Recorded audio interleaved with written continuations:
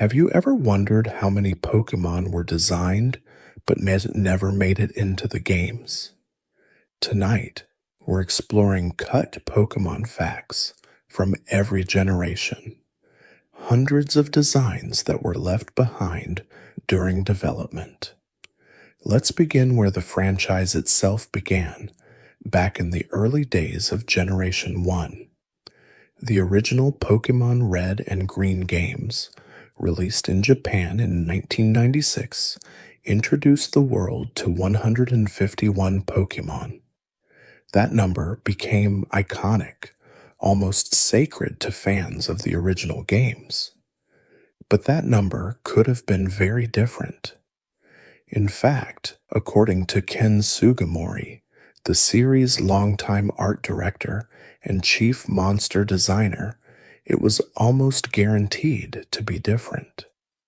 Before we dive deeper into these hidden corners of Pokémon history, I'd love to know where you're listening from tonight. And if you enjoy these calm explorations through Pokémon history, consider subscribing. In an interview with Nintendo Online Magazine, Sugimori revealed something remarkable. He stated that Game Freak cut about 1/3 of the Pokémon they had created for the first generation. If you do the math on that, it means roughly 75 Pokémon never made it into Red and Green. 75 creatures that were designed, conceptualized, and then set aside. But the story gets even more interesting. In another interview from around the same time period, Sugimori gave a different number. He said they had designed over 300 Pokémon in total, but only used 151 in the end. That would mean 150 Pokémon were cut from the first generation alone. Now, you might be wondering why there's this discrepancy in numbers. It's entirely possible that Sugimori was referring to different stages of development. Perhaps in the very early conceptual phases, they had hundreds of rough ideas. As development progressed and designs became more finalized, that number would naturally shrink. The truth is, we may never know the exact count, but what we do know is significant. Game Freak created far more Pokémon than they ever intended to use, and this wasn't just true for Generation 1. This would become a pattern that repeated itself throughout the franchise's history. Thanks to a leak of Generation 1's beta materials that emerged a few years ago, we've actually been able to see some of these lost Pokémon. 34 of them, to be precise, though unfortunately only in the form of their back sprites. These sprites give us tantalizing glimpses of what could have been. Some of these designs look completely foreign to what we know.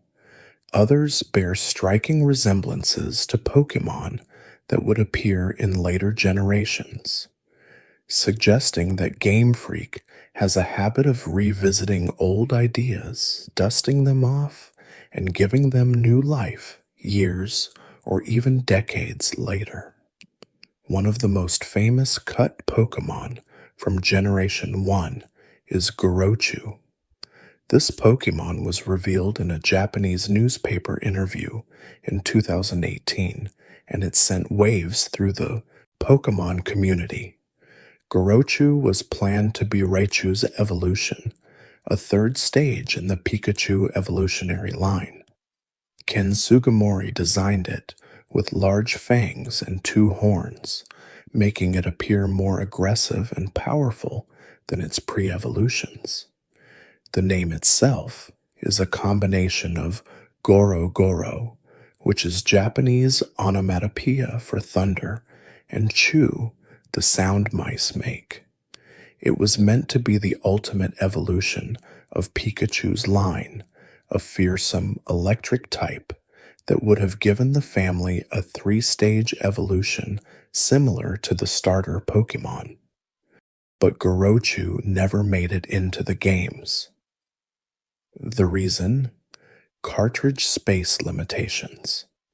The original Game Boy cartridges could only hold so much data, and Game Freak had to make difficult decisions about what to include. Gorochu was one of the casualties of these technical constraints. When asked if Gorochu might return to the series someday, director Junichi Masuda acknowledged that it would be complicated. The introduction of Pichu in Generation 2 gave the Pikachu family its third stage, just in a different direction, as a pre-evolution rather than a final evolution. Bringing back Gorochu now would create a 4-stage evolutionary line, which goes against the typical structure of most Pokémon families. Another fascinating group of cut Pokémon from Generation 1 includes an electric tiger family. Kotora, which translates to baby tiger, was a pure electric type that would evolve into Raytora, meaning thunder tiger, at level 35. These designs surfaced when Pokémon Gold and Silver's 1997 demo leaked online in 2018. What makes this particularly interesting is that these tiger Pokémon weren't just cut from Generation 1. They were actually reconsidered for Generation 2 as well and cut a second time. Imagine being a Pokémon design that gets rejected twice. These tigers apparently just weren't meant to be part of the Pokémon world, despite being revisited during the development of the next generation. The leak also revealed back sprites for a third evolution in this tiger line, though very little is known about it. The artwork that exists online is speculative, based on the back sprite and the appearance of the pre-evolutions. It's remarkable to think about these creatures existing in some form in Game Freak's files, complete with evolution levels and type assignments, yet never making it to players' hands.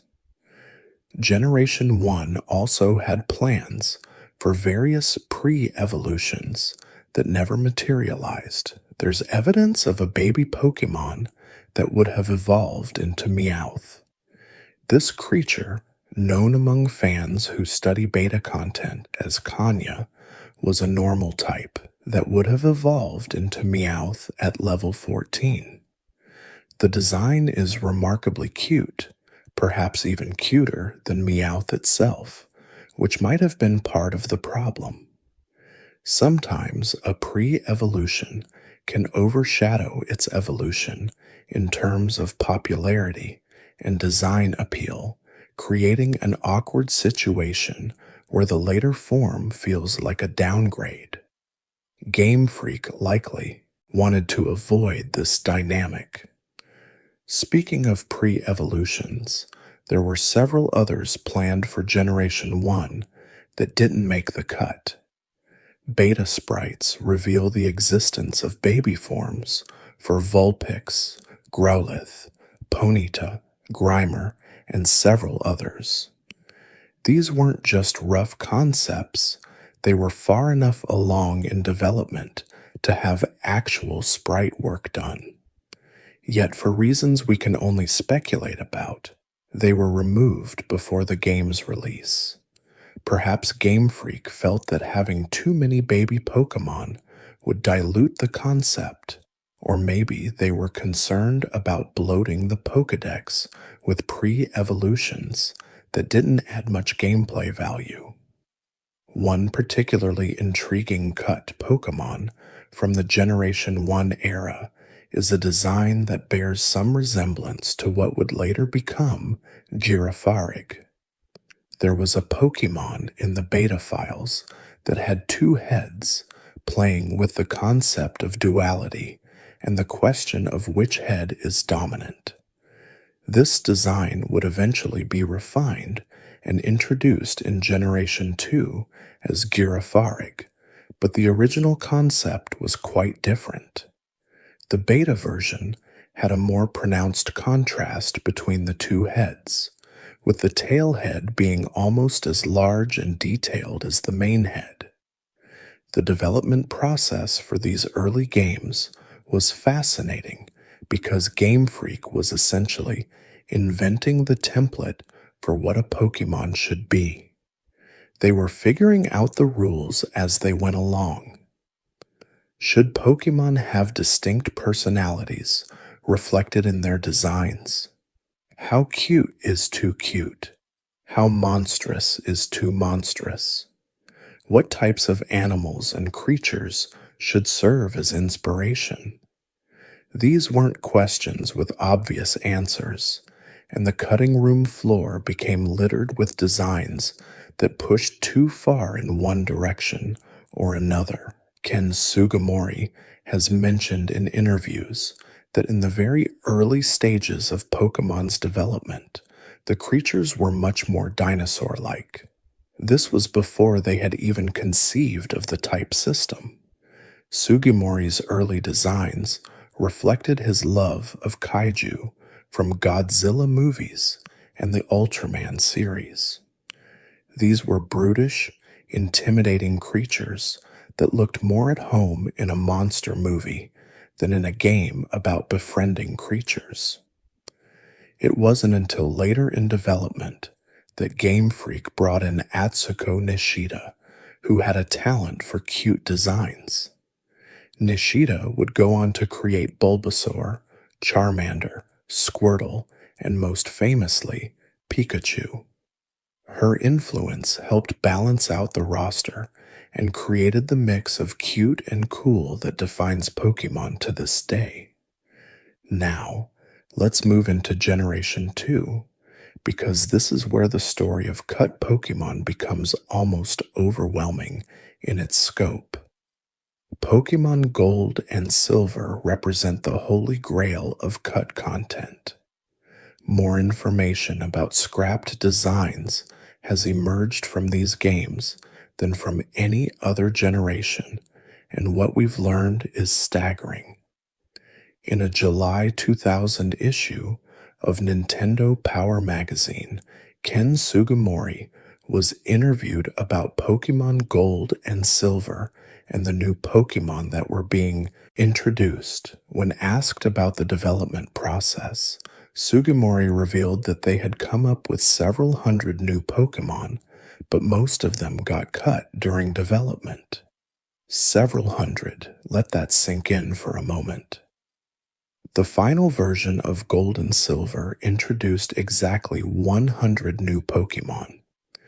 If Sugimori's statement is accurate, and if we interpret several hundred to mean 200 to 300 Pokémon, that means the vast majority of designs created for Generation 2 never saw the light of day.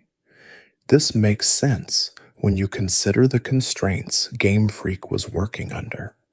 The Game Boy Color cartridges, while more advanced than the original Game Boy cartridges, still had limited space. Game Freak was also ambitious with Generation 2, wanting to include not just the Johto region, but also a return to Kanto, effectively giving players 2 regions to explore.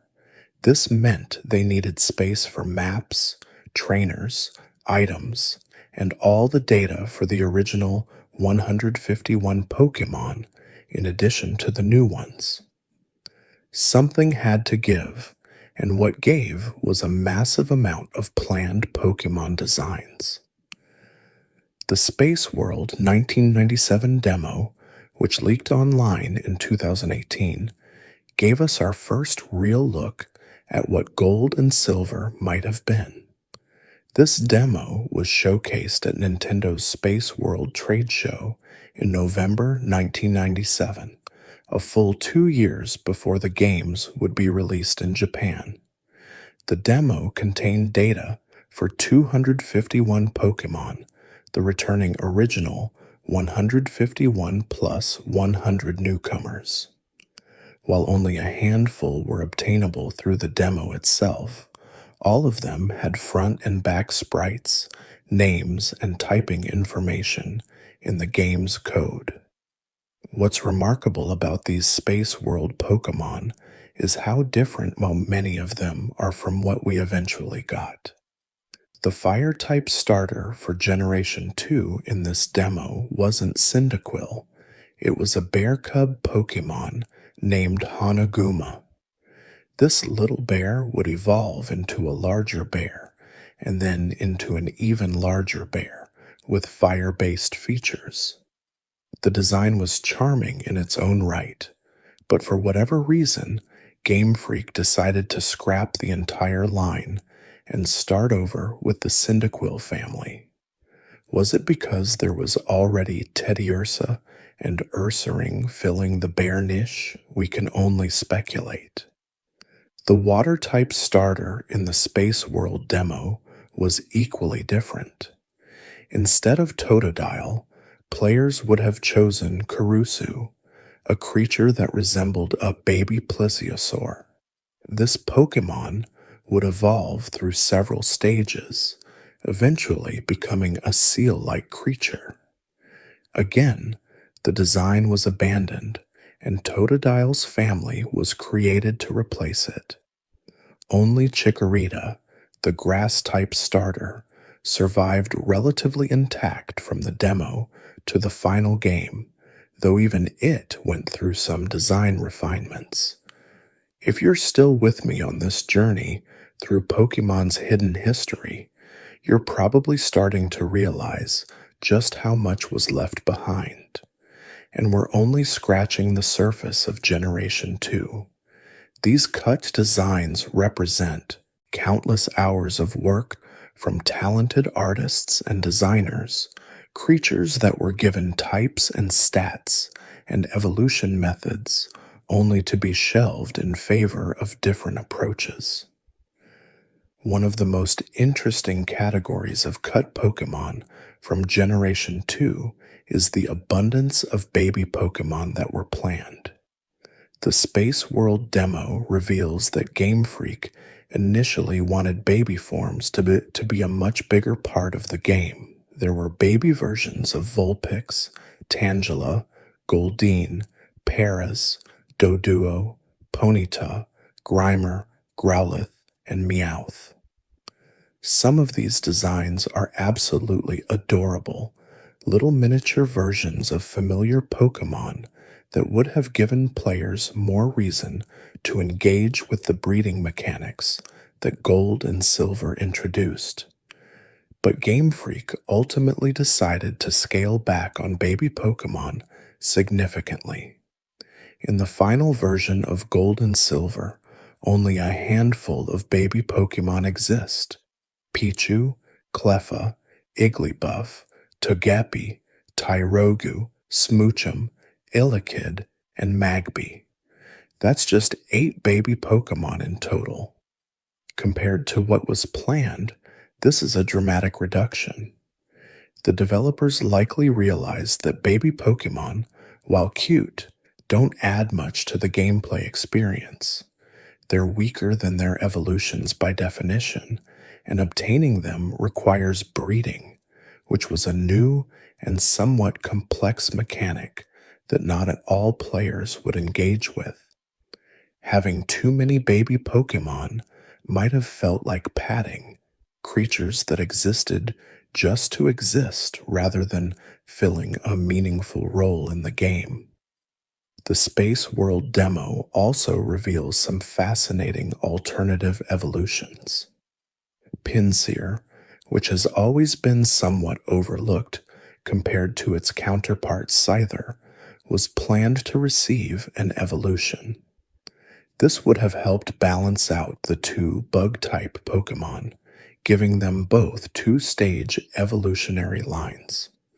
The Beta Pinsir evolution had a large horn and a more imposing stance, looking every bit the powerful bug type that could stand alongside Scizor. But it was cut, and Pinsir remained a standalone Pokémon until it eventually received a mega evolution in Generation 6 decades later. Farfetch'd, the duck Pokémon, known for being underwhelming in battle, also had a planned evolution in the Space World demo. This Pokémon, referred to by fans as Madam, would have given Farfetch'd the stat boost it desperately needed. The design maintained Farfetch'd's signature leak, but the Pokémon itself was larger and more battle-ready. For whatever reason, this evolution was scrapped, and Farfetch'd remained a single-stage Pokémon. It wouldn't be until Pokémon Sword and Shield, released in 2019, that Farfetch'd finally received a regional variant and an evolution in the form of Sirfetch'd. The wait was long, but Farfetch'd eventually got its due. The beta also contained evolutions for several other Pokémon that would eventually receive evolutions in later generations, just with different designs. Yanma had a planned evolution in the Space World demo that looked quite different from Yanmega, which was eventually introduced in Generation 4. Girafarig had an evolution planned, a larger, more imposing version of itself with even more pronounced duality between its heads. Shuckle, the defensive bug type, had an evolution that emphasized its fortress-like qualities. And Piloswine was meant to evolve into a creature that resembled Mamoswine, but with noticeable design differences. What's fascinating about these cases is that Game Freak clearly felt these Pokémon deserved evolutions. The idea was there in Generation 2, but for whatever reason, the execution didn't satisfy them. So they scrapped the designs and waited. Years later, they would return to these same Pokémon and create new evolutions that better fit their vision. This speaks to a certain perfectionism in Game Freak's design philosophy. It's not enough for a Pokémon to exist. It has to feel right. It has to fit properly into the world they're creating. Some of the most striking differences in the Space World demo involve Pokémon that did make it into the final game, but with significantly altered designs. Politoed, in the beta, had longer limbs and a slightly different body proportion. Noctowl's beta design was more buff, with a pronounced chest that made it look more physically imposing. Blissey had a heart-shaped growth coming out of its head that many fans found unsettling. Kingdra actually had limbs in the beta version, making it look more like a traditional sea dragon, and Lickilicky had rings around its body and a set of whiskers, giving it a completely different appearance from the rotund, simple design we ended up with. These changes weren't arbitrary. Each one represents a decision by the design team that the original concept wasn't quite working. Maybe Politoed with longer limbs looked too awkward. Maybe Noctowl was too intimidating and didn't fit the more friendly aesthetic they wanted. Maybe Blissey's heart growth was too strange, even for Pokémon. Whatever the reasons, these designs were refined, reworked, and in many cases simplified before making it to the final game. Then there are the completely unique Pokémon from the Space World demo, creatures that have never appeared in any official Pokémon game. There's a water and steel type fish line that would have given players early access to that type combination.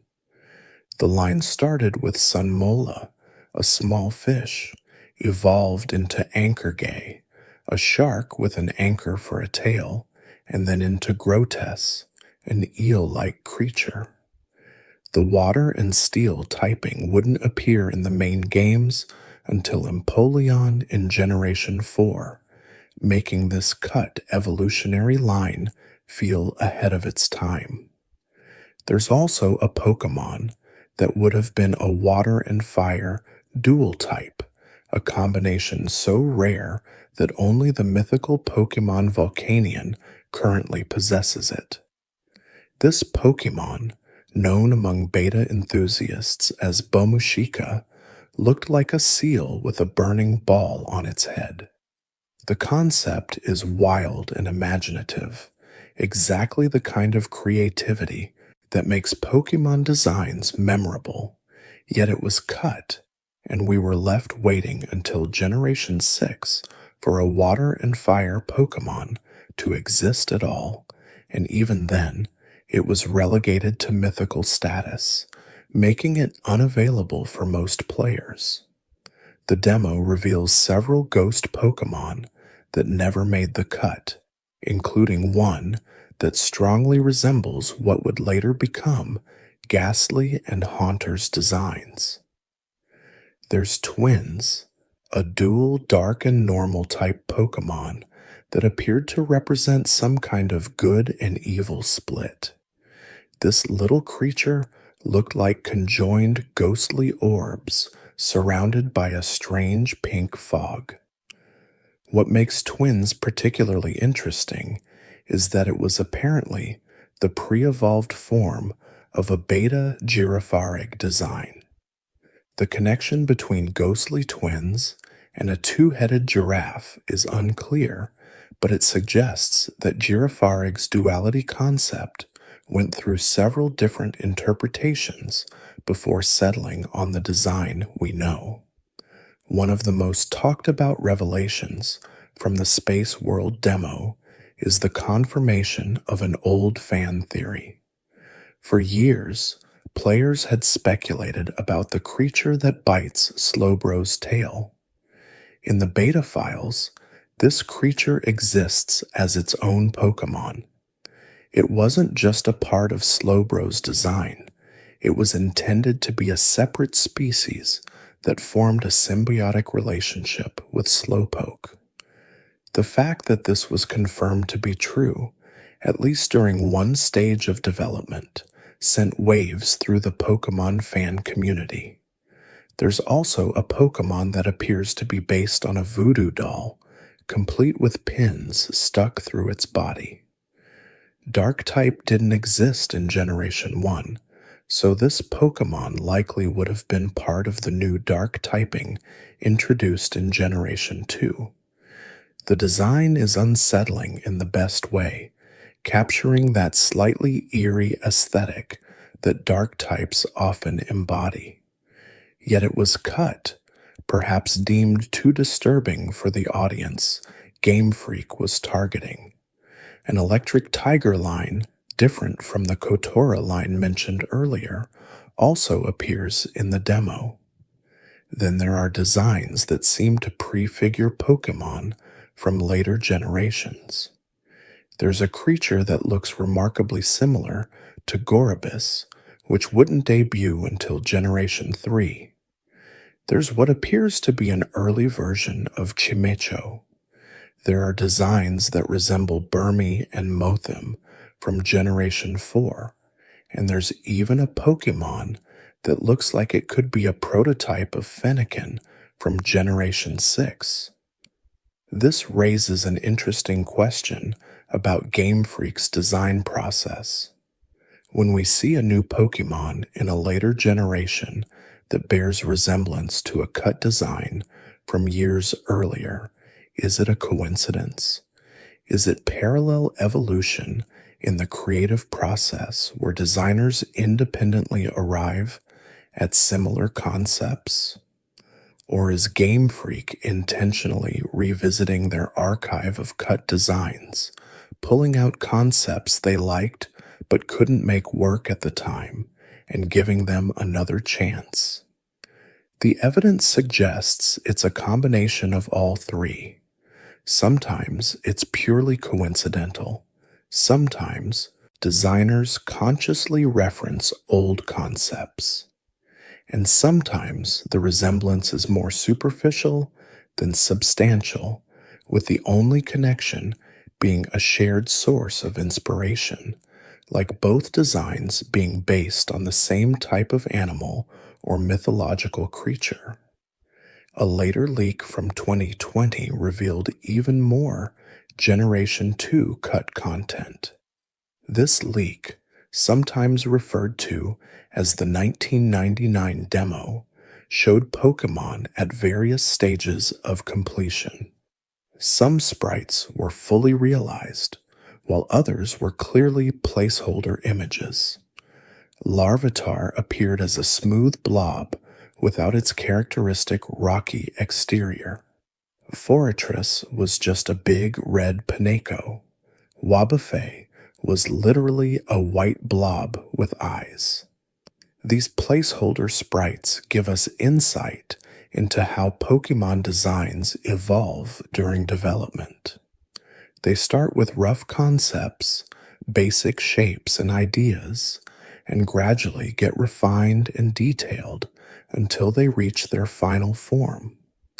Even Pokémon that were far along in development sometimes had significant design changes. Kingdra's beta design closely resembled its Space World counterpart, confirming that this design persisted well into development before being changed. Delibird and Sneasel also had designs that were closer to their Space World versions than their final versions. Jumpluff had 2 extra arms that were removed. Feraligator's beta silver sprite showed it on all fours, giving it a more bestial appearance, before it was changed to a bipedal stance. Dunsparce, the often forgotten normal type, had a completely different design in the beta. Its sprite showed it curled upward, almost like a leaf, with different eye patterns. Between the gold and silver versions, there were even differences, showing that designs were still being tweaked and refined right up until the game's release. The sheer volume of cut content from Generation 2 is staggering. When you add up all the completely unique Pokémon that never made it, the alternative designs for Pokémon that did make it, and the various stages of development visible in the leaked files, you're looking at hundreds of designs.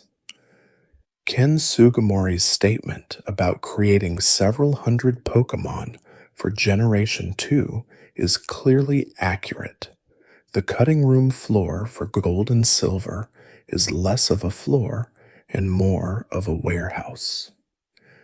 As we move into Generation 3, with Pokémon Ruby and Sapphire, the story becomes a bit different. These games have been subject to leaks and data mining, but the amount of cut Pokémon information we have is more limited compared to Generations 1 and 2. What we do know is fascinating nonetheless.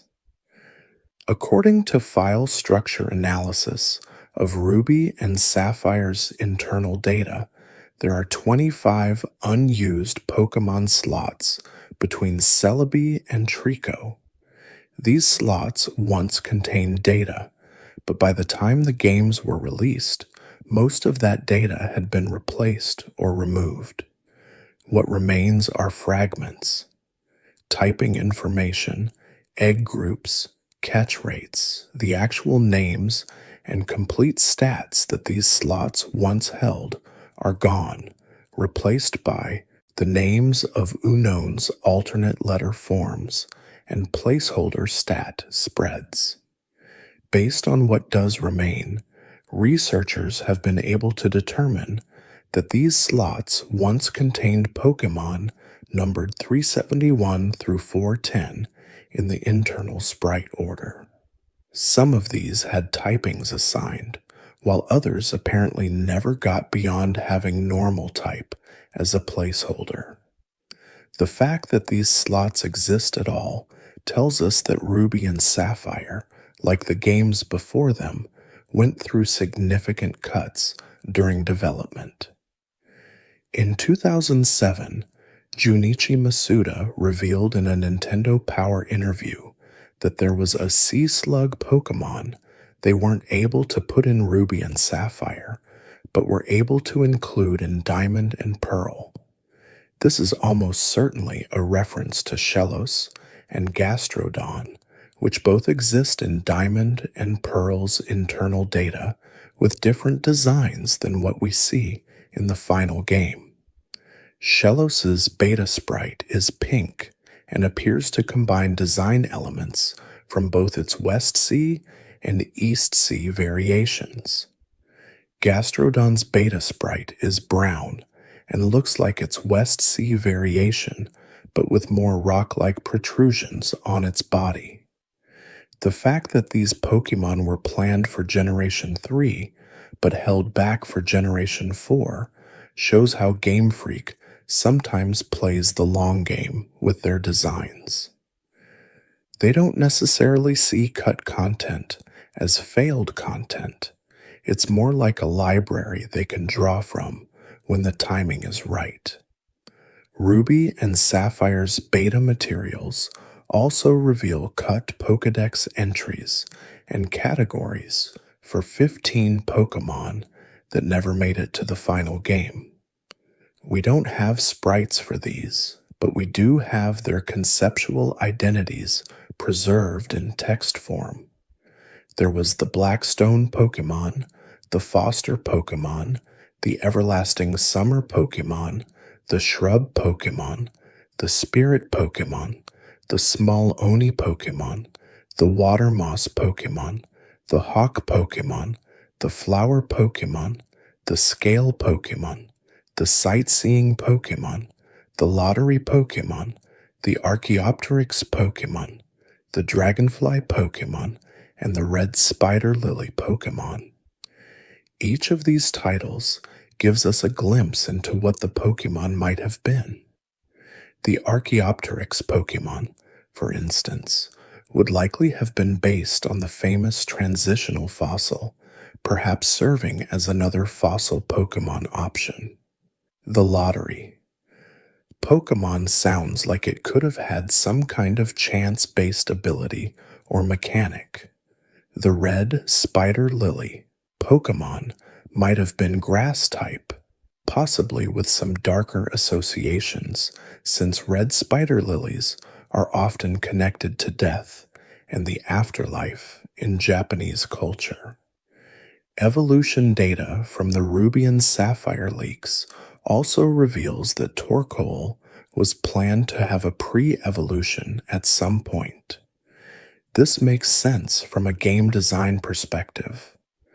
Torkoal is fairly strong for a non-evolving Pokemon, and giving it a weaker pre-evolution would have allowed it to appear earlier in the game and give players a sense of progression as they raised it. For whatever reason, this pre-evolution was scrapped, and Torkoal remained a standalone Pokemon. Beta screenshots from before Ruby and Sapphire's release show some interesting differences in existing Pokemon designs. Wynot appears green instead of the blue we're familiar with. Shroomish has a different, more sinister-looking sprite. Sharpedo's beta design is particularly interesting, with sharper angles, darker eyes, and what appears to be a cross-shaped scar on its forehead instead of the star marking. The design gives it a more aggressive, torpedo-like appearance that emphasizes its predatory nature. There's also an unused overworld sprite in Ruby, Sapphire, and Emerald's data that has puzzled fans for years. It's a large, yellow, rotund figure that doesn't correspond to any trainer or Pokemon in the final games. It has complete walking animation frames, suggesting it was meant to be used somewhere in the game. Some fans have nicknamed it the sumo character due to its appearance and build. The sprite is unusually proportioned for a human character, easily towering over other overworld sprites. Whether it was meant to be a special trainer, an NPC, or something else entirely remains a mystery. One of the more significant revelations about Ruby and Sapphire's development is that while double battles were initially planned, the feature exists in the game's code but is incomplete. When triggered through hacking, the game only generates data for one wild Pokémon and then copies that data for the second Pokémon, meaning you'd face two identical Pokémon. This suggests that the feature was abandoned relatively late in development, after the basic framework was implemented, but before it was fully functional. The Generation 3 games also contain music from Generation 2 in their data, suggesting that at some point there might have been plans for more connectivity between the generations, or perhaps that developers were using familiar music as placeholders during development. Whatever the case, these unused tracks sit silently in the game's code, relics of ideas that never quite materialized. As we continue through the generations, let's take a moment to appreciate what we're really talking about here. Every one of these cut Pokémon represents hours of work. An artist sat down and sketched ideas. Those sketches were refined, colors were chosen, types were assigned, stats were calculated, evolution levels were determined, Pokédex entries were written, sprites were created, pixel by pixel, and then, at some point in the development process, someone made the decision that this particular Pokémon wouldn't make the cut. All that work would be set aside, filed away, perhaps to be revisited someday, or perhaps to remain hidden forever. Generation 4, Diamond and Pearl, gives us a different kind of cut content story. Unlike Generations 1 and 2, we don't have evidence of hundreds of completely unique Pokémon being cut. What we do have, thanks to leaks of the game's source code in 2020, is a treasure trove of alternative designs for Pokémon that did make it into the final games. These beta designs show us how much refinement went into each Pokémon, how designs evolved and changed right up until the game's release. The source code leak revealed builds from February and June of 2006, months before the game's September 2006 release in Japan.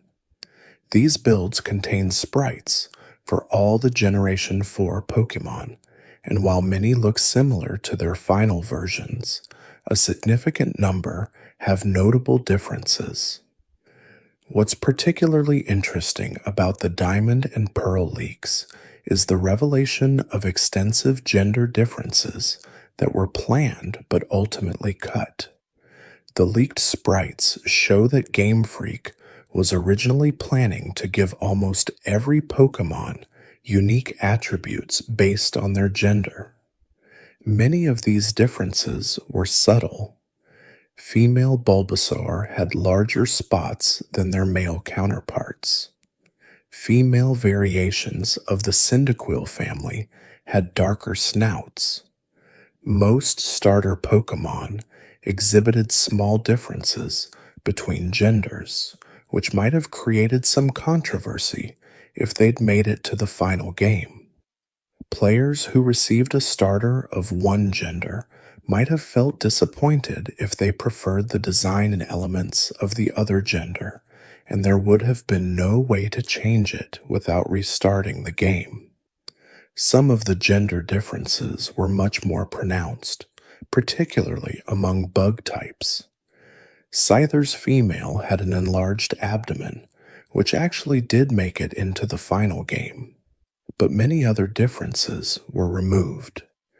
The July 2006 issue of Koro Koro magazine, a popular Japanese publication that often featured pre-release Pokémon information, mentioned that male and female Pokémon would be visibly distinguishable in most cases.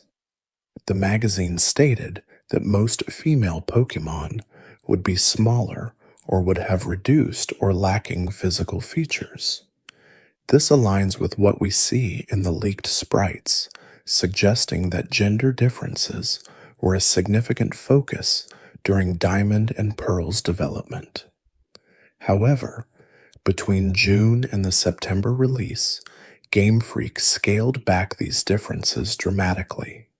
In the final game, only a handful of Pokémon have noticeable gender differences: Pikachu, Wobbuffet, Gibble, Garchomp, Hippopotas, Hippowdon, and a few others. This is a fraction of what was originally planned. Why did Game Freak cut most of these gender differences? We can only speculate, but a few reasons seem likely. First, it would have significantly increased the amount of sprite work required. Every Pokémon with gender differences needed 2 sets of sprites: front, back, and shiny variants for both genders. When you're dealing with hundreds of Pokémon, this adds up quickly. Second, there may have been concerns about the implications of making female Pokémon consistently smaller or less impressive than males. While this reflects real-world sexual dimorphism in many species, it could be seen as problematic when applied so universally to Pokémon. This legendary Pokémon from Generation 4 had some of the most dramatic design differences in the beta. Rotom appears as a simple spark in early builds, barely resembling the mischievous plasma Pokémon we know. Darkray's beta design is actually quite similar to its final form, but with subtle differences in proportion and detail.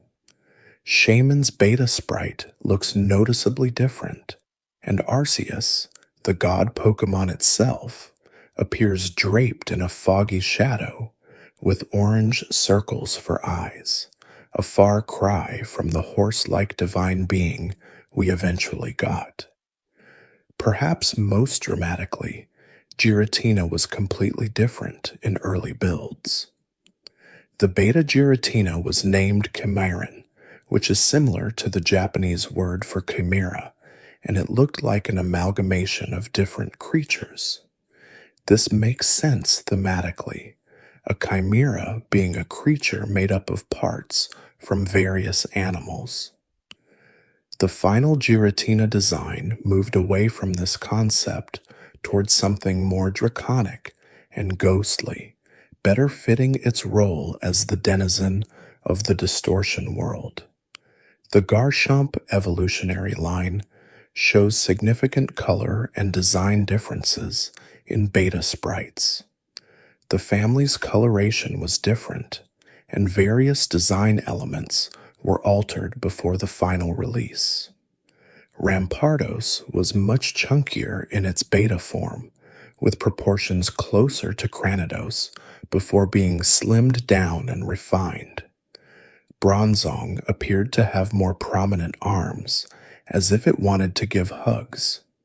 Carnivine and Leafeon had placeholder sprites, suggesting their designs weren't finalized even relatively late in development. Lumineon, a water-type Pokémon that's often forgotten by players, had a completely different color scheme in its beta version. The design concept of a butterfly fish remained, but the interpretation of its wing-like fins was different, and the color palette bore little resemblance to the final pink and blue design. Vespiquen, the queen bee Pokémon, had more colors in its head design, which were simplified for the final release. The Hippopotas and Hippodon line sported different colors in beta builds, as did the Geibel line. These changes might seem minor, but color is crucial to a Pokémon's identity. The right color scheme can take a design pop, while the wrong one can make it feel off. Game Freak clearly spent significant time refining the colors of Generation 4's Pokémon, making sure each one felt visually distinct and appealing. The starter Pokémon's evolutions underwent some interesting changes. While the base forms of Turtwig, Chimchar, and Piplup remained largely intact, their evolved forms had noticeable differences. These were more subtle changes, refinements to proportions and details, but they show that even the most important Pokémon in the game, the ones players would be spending the most time with, weren't immune to last-minute adjustments. One of the more interesting finds in the Diamond and Pearl data is the presence of overworld sprites for legendary Pokémon besides Dialga and Palkia using placeholder designs. This suggests that at some point there might have been plans for more direct encounters with legendaries in the overworld, similar to how Dialga and Palkia are encountered at Spear Pillar. Whether these plans were abandoned for time reasons, technical reasons, or design reasons remains unclear. The underground areas in Diamond and Pearl had a different layout in beta builds, and the battle UI had an alternate design that was later refined. Credit scenes were unfinished in early builds, which makes sense. Credits are typically one of the last things finalized in game development, since they need to include information about everyone who worked on the project. What the Diamond and Pearl leaks really show us is the iterative nature of game design. These Pokémon went through multiple revisions, their designs being tweaked and adjusted until they felt right. A color here, a proportion there, the angle of a limb, the size of a feature, all of these small decisions add up to create the final design. And while we might look at a beta sprite and think it looks fine, Game Freak clearly saw room for improvement and continued refining right up until the last possible moment. Generation 5, Black and White, takes us back to the situation we saw with Generations 1 and 2, where we know a huge number of Pokémon were cut, but we've only seen a small fraction of them. In an interview with Nintendo Power from March 2011, Ken Sugimori revealed that they probably designed around 3 times more Pokémon than they intended to actually use in the game. Given that Black and White introduced 156 new Pokémon, this would mean approximately 450 Pokémon were designed for Generation 5, with around 300 being cut. This is a staggering number, and it's consistent with what Sugimori has said about other generations. It seems to be Game Freak's standard practice to create far more Pokémon than they need, allowing them to pick and choose the best designs, the ones that best fit the game they're creating. The reason Black and White had so many designs created for it might relate to the game's unique approach.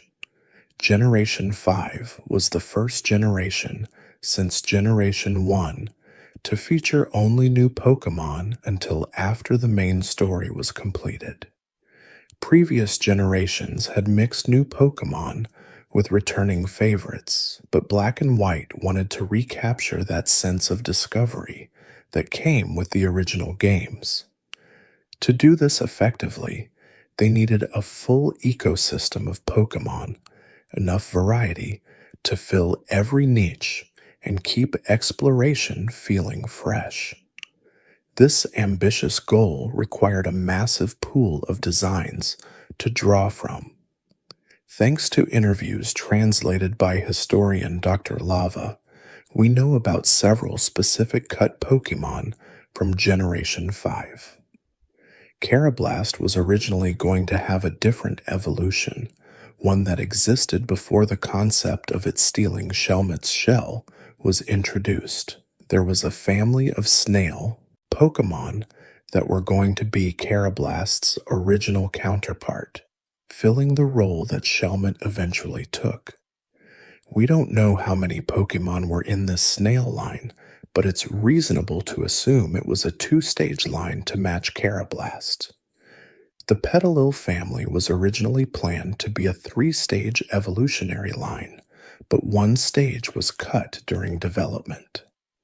Ken Sugimori mentioned in an interview that they had an oversupply of grass-type Pokemon for Generation 5, and cuts had to be made. He didn't specify which stage of the Petalil line was removed, though most researchers believe it was the middle stage, as that would be the most logical place to trim the evolution line down. Litwick's line has an interesting development story. According to Sugimori, the original plan was to go from a flame to a candle to a lamp. This suggests there was a pre-evolution of Litwick planned that would have been just a small flame, perhaps without the candle aspect. The chandelier-based Chandelure apparently wasn't in the picture at this early stage. The evolution line would evolve from something even simpler than Litwick, building up complexity with each stage. Stunfisk, one of Generation 5's more unusual Pokémon, has perhaps one of the most dramatic origin stories.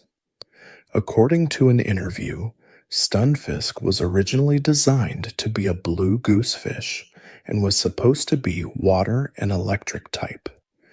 A designer wanted to create the flattest Pokémon possible and chose a goosefish as inspiration. Goosefish are deep-sea creatures that dwell on muddy ocean bottoms at depths over 1,000 meters. They're known for being extremely flat, which made them perfect for this goal. However, during the balancing phase of development, Stunfisk's type was changed to ground and electric, and the design was altered to resemble a flounder instead of a goosefish. The color changed from blue to brown, and the overall aesthetic shifted from a deep-sea predator to a mudflat dweller. There was even artwork painted showing a person getting zapped after stepping on a Stunfisk, which captured the Pokemon's ambush predator nature perfectly. The Frillish and Jellicent family also went through significant changes during development. According to interviews, they were originally pure water types, designed by a newcomer to Game Freak. However, late in development, when the team was working on balancing Unova's type distribution, they needed more ghost types. Frillish and Jellicent were chosen to become water and ghost type, which required giving them a creepier appearance. Their unsettling eyes and ghostly qualities were added during this revision. The original designer was apparently disappointed that their creation had been made scary, as that wasn't their initial vision. Game Freak has always wanted to make an ant Pokémon that would be the smallest Pokémon, but they've never been satisfied with their attempts. When designing Durant for Generation 5, they opted to go with Durant's larger armored ant design instead of pursuing the smallest Pokémon concept. This suggests that somewhere in Game Freak's files, there are multiple attempts at creating a tiny ant Pokémon, all of which have been deemed not quite right. The most recent major leak, sometimes called the Terra leak due to the terabyte of data involved, revealed some additional information about Generation 5. Unlike earlier generations, relatively few completely unique cut Pokémon from Black and White have been discovered. Only 7 cut designs have been identified so far. 3 of these form a self-contained evolutionary line, Tanisu, Tanino, and Taniking, which appear to be some kind of amphibious crustacean family. There's also Garok, a dinosaur-like Pokémon with rock typing that may have been intended as a fossil Pokémon. Its build shares some resemblance to Caracosta, suggesting it might have been cut when the developers decided they had enough options for fossil Pokémon. Kaburian is clearly a defunct evolution of Carablast, likely the evolution that existed before the concept of Carablast and Shelmet's shell-stealing evolution mechanic was developed. The relative scarcity of cut Pokémon from Generation 5 compared to earlier generations might reflect Game Freak's evolving development process. By Generation 5, they had more experience, better tools, and a clearer vision of what worked and what didn't. They might have been better at filtering designs earlier in the process, cutting concepts before they reached the stage of full sprite work. Or it could simply be that we haven't discovered most of Black and White's cut content yet, and more may emerge in future leaks. The Terra leak also revealed beta designs for Pokémon that did make it into the final game. Many of these beta designs are quite close to the final versions, suggesting that Generation 5's designs were relatively solidified earlier in development compared to previous generations. The starter Pokémon, for instance, show only minor changes in coloration between beta and final versions. However, the Forces of Nature trio, Tornadus, Thundurus, and Landorus, were completely redesigned between beta and final builds. Kyurem is an interesting case. Its base form had a drastically different beta design, looking less like the frozen husk of the original dragon and more like a complete, albeit alien, creature. However, its fusion forms with Reshiram and Zeka, Black Kyurem and White Kyurem, remained relatively unchanged from beta to final. This suggests that the fusion forms were finalized before the base form, which is an unusual development order. Typically, you'd expect the base form to be locked down first, with alternate forms being derived from it. As we move into Generation 6 with X and Y, and beyond into more recent generations, information about cut Pokémon becomes much more scarce. These games haven't been subject to the major leaks that earlier generations experienced, and Game Freak has become increasingly tight-lipped about their development process in recent years. What we do know comes primarily from interviews and occasional slip-ups. However, the recent Terra leak in 2024 finally shed light on Generation 6's development, revealing cut content that's both fascinating and sometimes bizarre. The most famous cut content from Generation 6 is Mega Flygon. In an interview during the X and Y era, Ken Sugimori revealed that Flygon was planned to receive a Mega Evolution but they couldn't finalize a design. Sugimori was experiencing artist's block when trying to come up with Mega Flygon, and after multiple attempts that didn't satisfy him, the idea was shelved. This revelation broke many fans' hearts, as Flygon is a beloved Pokémon that has often felt overshadowed by more powerful dragon types. The ground and dragon type Pokémon, with its distinctive goggles and insect like wings, seemed like a perfect candidate for a mega evolution. Its stats weren't quite competitive at the highest levels of play, and a mega evolution could have given it the boost it needed. The fact that Mega Flygon was cut due to artist's block is both humanizing and frustrating. It reminds us that game developers are human, subject to the same creative struggles as any artist. Ken Sugimori, despite decades of experience and hundreds of successful Pokémon designs under his belt, still hits creative walls. Sometimes inspiration just doesn't come, and no amount of effort can force it. But it's also frustrating because mega evolutions are such a significant power boost, and Flygon missing out on one felt like a missed opportunity to give this Pokémon the spotlight it deserved. Flygon remains a fan favorite despite its competitive shortcomings, and many players were hoping that a mega evolution would finally give their beloved Dragonfly the recognition it deserved. The Terra leak revealed that Game Freak had discussed implementing roughly 30 mega evolutions in total for X and Y. We received far fewer than that in the final games, which means a significant number of planned mega evolutions never came to fruition.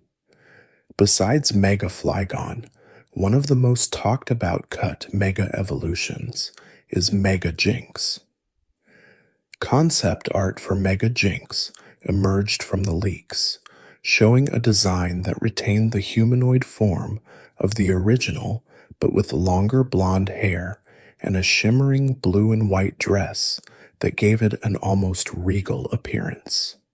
Jinx has always been one of the most controversial Pokémon in the franchise's history. Its original design in red and blue featured a black face that some interpreted as resembling negative racial stereotypes. This controversy led to the Pokémon being redesigned in later versions with a purple face instead. A holiday episode of the anime featuring Jinx never aired in the United States due to these concerns. Given this complicated history, it's perhaps not surprising that Game Freak ultimately decided against giving Jinx a mega evolution. A Mega Jinx would have brought renewed attention to a Pokémon they might prefer to let fade into the background. According to the leaked notes, Mega Jinx would have retained its Ice and Psychic typing, presumably with boosted stats that would have made it more viable in competitive play. The Terra leak also revealed something even more extraordinary about X and Y's original vision. The games apparently had a much more elaborate plot that got significantly scaled back during development. According to leaked design documents, X and Y were originally going to involve an alien storyline.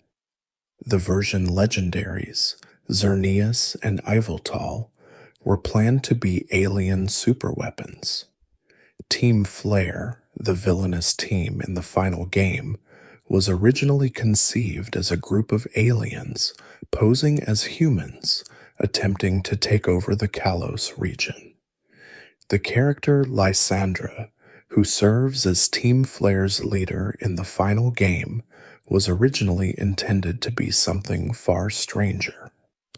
In early concepts, Lysandra and Professor Sycamore were meant to be connected in a Jekyll and Hyde dynamic. The idea was that Professor Sycamore was exposed to a space rock, and Lysandra was the personality that emerged when the alien leader took control of him. It's a concept that sounds more at home in a science fiction horror story than in a Pokémon game. AZ, the mysterious tall man who appears in X and Y's storyline, was also planned to be an alien in this original plot. Team Flare's mission was to hunt him down. Mega Evolution itself was tied into this alien storyline in fascinating ways. Mega Stones were originally conceived as fragments of AZ's spaceship that scattered across Earth when he landed. The design documents indicate that the original idea for Mega Evolutions was for them to be much more alien in appearance, with the elements similar to Deoxys, suggesting that Deoxys hailed from the same planet as AZ.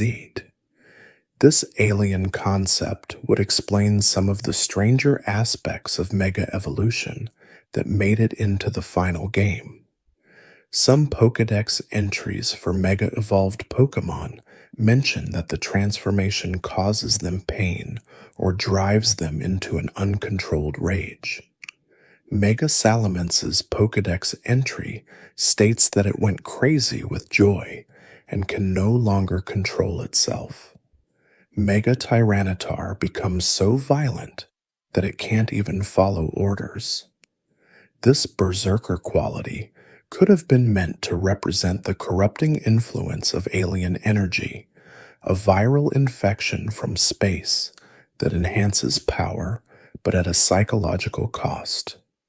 Looking at some of the Mega Evolution designs with this in mind, certain choices make more sense. Mega Tyranitar and Mega Abomasnow have designs that evoke space monsters or kaiju. Mega Mawailu's design becomes more alien and unsettling. The DNA helix symbol that appears above Pokémon when they Mega Evolve, and which appears in the Japanese logos for X and Y, takes on new meaning when connected to Deoxys, literally the DNA Pokémon. This motif was largely abandoned in later games, with Sun and Moon changing the Mega Evolution symbol to look more like a flame, perhaps representing a deliberate move away from X and Y's original alien themes. The character Valerie, the fairy-type gym leader, with her otherworldly appearance and dollhouse gym, was apparently a holdover from this moon alien aesthetic. Her design in the final game is already quite strange, with her porcelain-like features and kimono that makes her look more like a living doll than a human.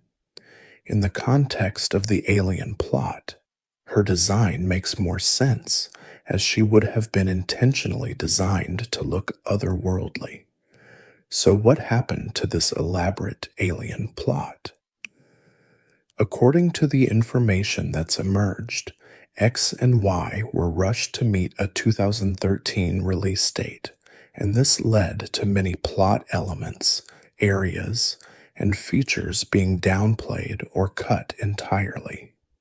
The development team ended up focusing more on getting the 3D models ready, which was a massive undertaking.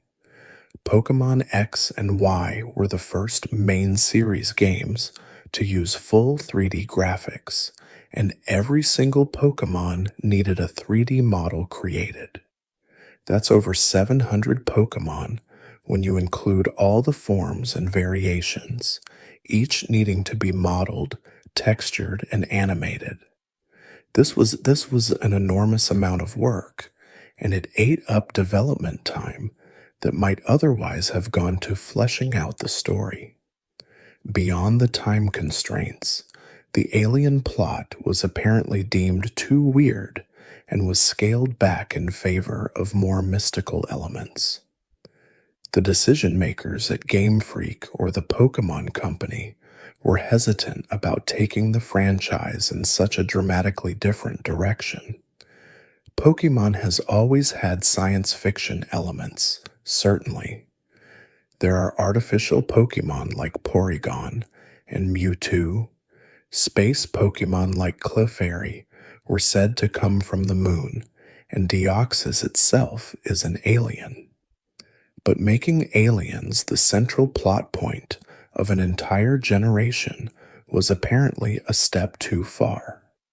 The Ghost House in X and Y, which exists in the final game as a somewhat random creepy location, was originally planned as a Luigi's Mansion tie-in. 2013 was the year of Luigi, and Game Freak was planning to include references to that. The Ghost House would have had more explicit Luigi's Mansion elements, but those were removed later in development, leaving behind a location that feels oddly disconnected from the rest of the game. You can visit it, encounter some ghost-type Pokémon, and get spooked by a little girl and a hex maniac, but it doesn't connect to the broader narrative in any meaningful way. It's a remnant of a more interconnected vision that never fully materialized. Another feature that got significantly scaled back was riding Pokémon. In the final game, you can ride certain Pokémon in specific areas, Rhyhorn in certain rocky areas, for instance. But the original plan was much more ambitious. Riding Pokémon was meant to be an extensive feature that would completely replace the bicycle. You would be able to ride various Pokémon depending on the terrain and situation, creating a more immersive experience where your Pokémon team wasn't just for battling, but for navigation as well. This concept would eventually be realized more fully in later games, particularly Pokémon Let's Go and Pokémon Legends Arceus, but in X and Y it was cut back to a handful of specific instances. Pokémon size differences were also planned to be much more significant. In the final game, only Pumpkaboo and Gorgist have size variations that affect their stats. But the original plan was for size differences to apply to every Pokémon. You might catch a particularly large Pikachu or a small Charizard, and these size differences would be visible in the game and potentially affect stats or other attributes. This is a feature that would have added enormous variety to Pokémon collecting, making each individual Pokémon feel more unique. However, it would have also increased the complexity of the game's data management and balancing, and it was ultimately cut in favor of a more streamlined approach. The group of friends in X and Y, including Shauna, Tierno, Trevor, and Serena, or Calum depending on your choice, were originally supposed to be a tutorial for a team feature that would let you go on adventures with real-world players. This would have been a precursor to the kind of multiplayer features we see in more recent Pokémon games. But the feature was scrapped, leaving these characters feeling somewhat purposeless. They follow you around, occasionally challenging you to battles, but they don't have the depth or meaningful narrative arcs that characters in other Pokémon games have. They're remnants of a multiplayer system that never came to be. The Terra leak also revealed design documents for Flabébé, Floette, and Florges, showing that they initially looked more fairy-like, with fewer flower elements. The final designs integrate the flowers much more heavily, making them seem more like Pokémon that are part plant, part fairy, rather than fairies carrying flowers. This change makes them feel more cohesive as Pokémon designs rather than simply magical creatures. One particularly intriguing piece of cut content involves Az's Floette, also known as Eternal Floette. This special form of Floette appears in X and Y's story, but is never actually obtainable by the player. It exists in the game's data, complete with different stats than regular Floette, and a unique move called Light of Ruin that no other Pokémon can learn. Light of Ruin is a powerful fairy-type move with 140 base power, but it causes severe recoil damage to the user. The move's data is fully programmed into the game, but since Eternal Flower Floette was never distributed to players, the move remains effectively unused. There was clearly an intention to distribute Eternal Flower Floette at some point through a special event, but for reasons unknown, this never happened. Perhaps it was meant to be tied to a third version of the game or an enhanced edition that never materialized. Perhaps it was going to be part of a special promotion that got canceled. Or perhaps Game Freak simply forgot about it in the rush to move on to the next games.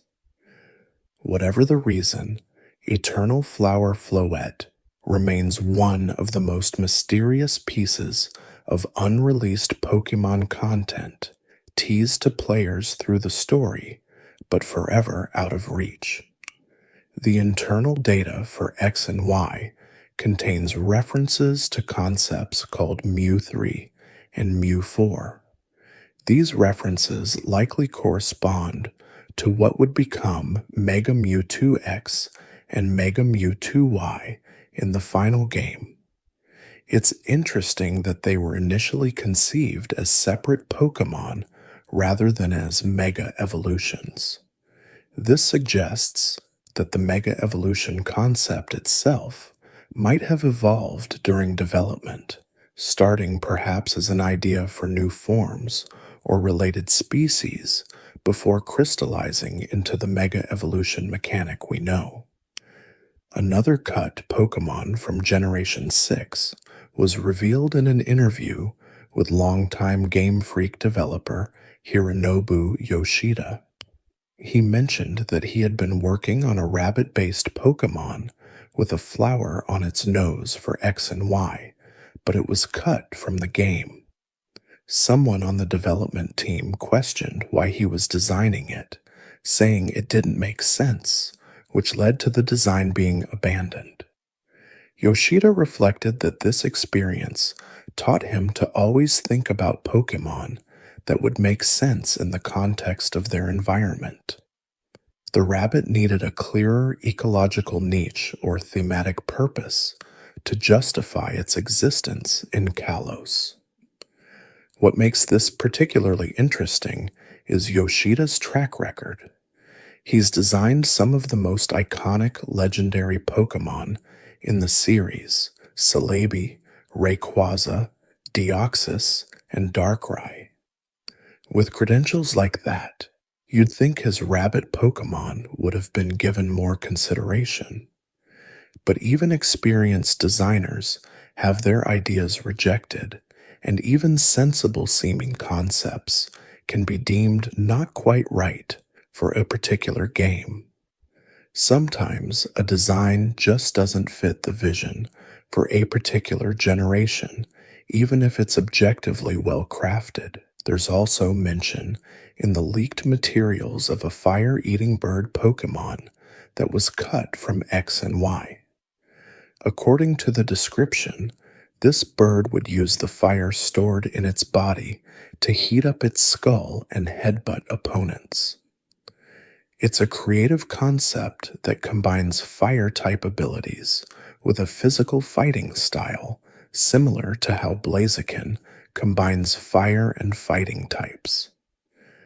The bird was apparently cut, but ideas are rarely wasted in Game Freak's development process. It's possible that elements of this design were reworked into other Pokémon in later generations. Super Training, a feature in X and Y that let players train their Pokemon's EVs through a minigame, has several missions hidden in the game's files that were meant to be unlocked via Wonder Cards, but never were. These secret missions involve battling against balloons shaped like mega evolutions that aren't featured in the normal secret super training missions. Completing these missions would have rewarded the player with evolution items like the Upgrade and Dubious Disc. The fact that these missions were programmed but never released suggests that Game Freak had plans for additional distributions or events that never came to fruition. There are also unused static encounter slots in the game's data for Scatterbug and Abomasnow, neither of which are used at any point in the game. Both encounters are shiny locked, meaning they were important enough that Game Freak didn't want players to be able to soft reset for shiny versions. It's likely that Abomasnow would have been encountered on Route 17, also known as Mamoswine Road, as a thematic fit. But for some reason, both of these encounters were removed before the game's release. The naming scheme for Generation 6 Pokémon models is interesting because it doesn't follow the National Dex order. Instead, it follows an earlier index order where evolution lines are sometimes separated from each other. This earlier order starts Generation 6 Pokémon at number 701 with Furfrou rather than 650, where the final game starts them. Two Pokémon appear to be missing from this order that were present in the earlier version, suggesting that at least two Pokémon were cut relatively late in development, after the model ordering system was established. At the end of X and Y's trainer data, there are several trainer parties from Pokémon Black 2 and White 2 preserved in the code. These include nearly every battle against Hugh, fights against Team Plasma's Shadow Triad, and the Charon and Bianca Memory Link battles. These are marked as unknown in the data, and while their purpose is unclear, they suggest that Game Freak might have been testing connectivity features between Generation 5 and Generation 6, or perhaps considering some kind of throwback feature that never made it to the final game. Another fascinating detail is that Game Freak discussed recycling Pokémon animations from Pokémon Battle Revolution, the Wii game that featured 3D models of all Pokémon up through Generation 4. This would have saved significant development time, as creating animations for hundreds of Pokémon from scratch is an enormous undertaking.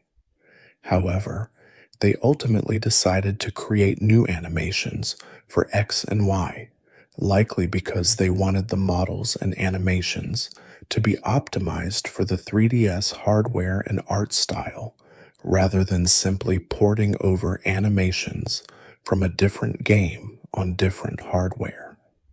A Mario Kart-style minigame was apparently considered for X and Y at some point during development. While details are scarce, it would have presumably involved racing on Pokémon or vehicles through Kalos-themed tracks. This kind of minigame would have been a significant addition to the game, providing a completely different gameplay mode beyond the standard Pokémon battles and contests. However, it was cut, likely due to time constraints and the massive amount of work required to create such a feature. The lack of major leaks for Generation Moved came down to something remarkably simple. Ken Sugimori, lead designer and illustrator for Game Freak, would print out drawings of all the Pokémon under consideration and simply ask people which ones they liked best. This wasn't a complex focus group or market research study. It was a straightforward popularity contest among Game Freak employees, friends, and anyone else whose opinion Sugimori valued. The Pokémon with the fewest votes were cut from the roster.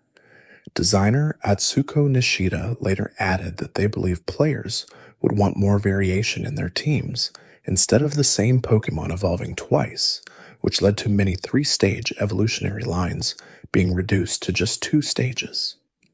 Space constraints on the Game Boy cartridge made this decision easier to justify, though the emotional weight of cutting fully designed creatures must have been considerable.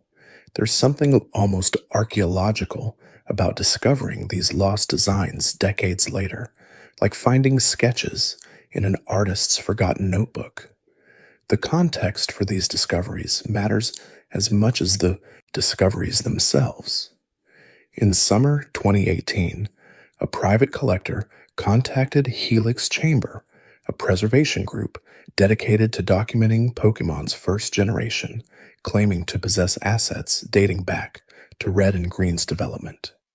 Helix Chamber, accustomed to encountering fake beta content, put the collector through a series of verification tests.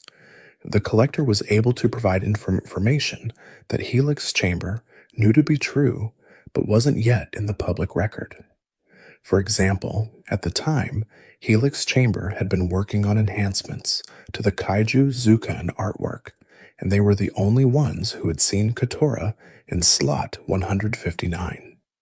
When they asked the collector to show them slot 159 from their assets, there was Kotora in full detail.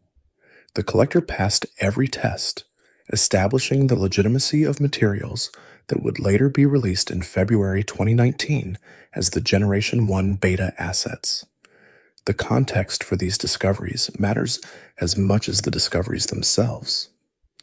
In summer 2018, a private collector contacted Helix Chamber, a preservation group dedicated to documenting Pokemon's first generation, claiming to possess assets dating back to Red and Green's development. Helix Chamber, accustomed to encountering fake beta content, put the collector through a series of verification tests. The collector was able to provide information that Helix Chamber knew to be true, but wasn't yet in the public record.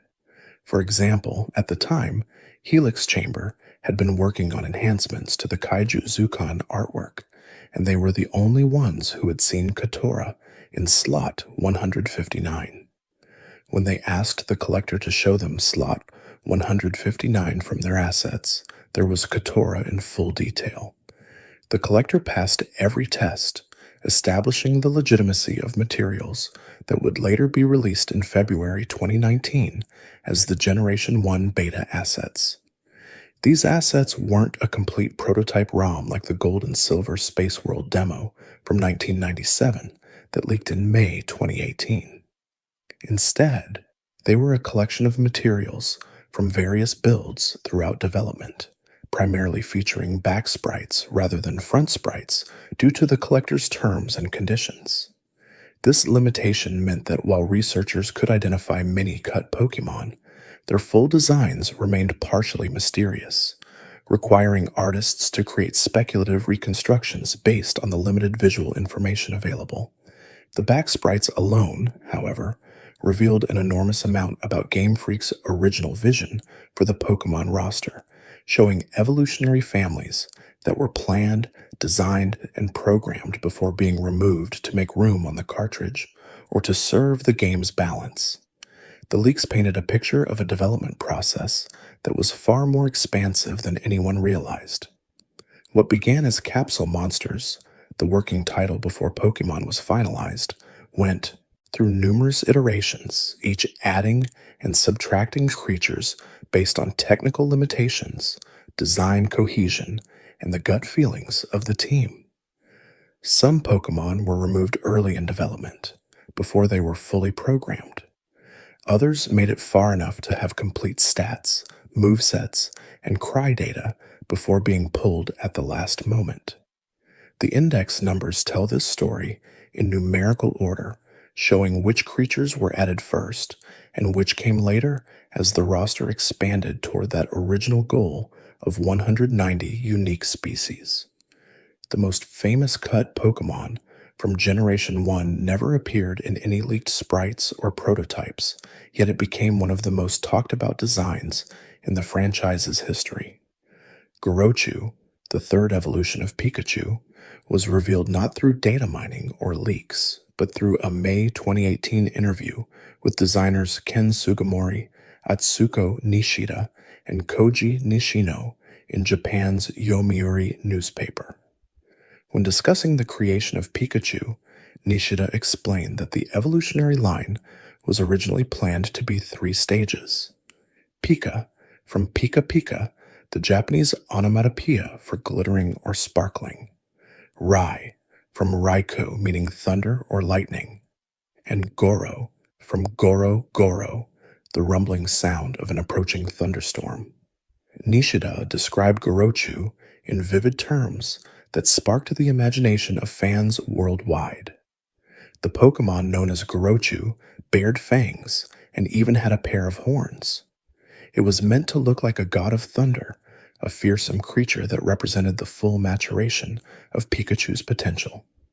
The design drew inspiration from Raijin, the Shinto deity of lightning and thunder, often depicted as a demon surrounded by drums that created the sound of storms. Gorochu would have been a dramatic departure from Pikachu's cute appeal, transforming the electric mouse into something powerful and intimidating. According to Nishida, she designed Pikachu and Raichu based on the specification that it had to be electric type and would evolve twice, meaning Gorochu was part of the original design brief from the very beginning. The reason for Gorochu's removal had nothing to do with its appearance. Sugimori confirmed this explicitly during the interview, stating that there wasn't any problem with how Gorochu looked. The issue was game balance. Having too many 3-stage evolutionary families would have made the game feel monotonous, reducing the variety of Pokemon that players could encounter and train. Additionally, Game Freak faced severe space constraints on the Game Boy cartridge.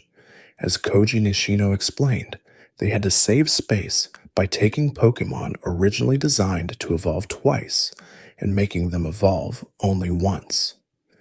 Pikachu wasn't one of the 3 starter Pokemon, which made it an easier target for this kind of reduction. The decision to cut Gorochu created space for other Pokemon and ensured that the roster felt more diverse, even if it meant sacrificing a fully realized design that could have become iconic in its own right. The addition of Pichu in Generation 2 made Gorochu's potential return even more unlikely. With Pichu, Pikachu, and Raichu forming a complete 3-stage family, there was no longer room for a 4th evolution without breaking one of Pokemon's fundamental design rules.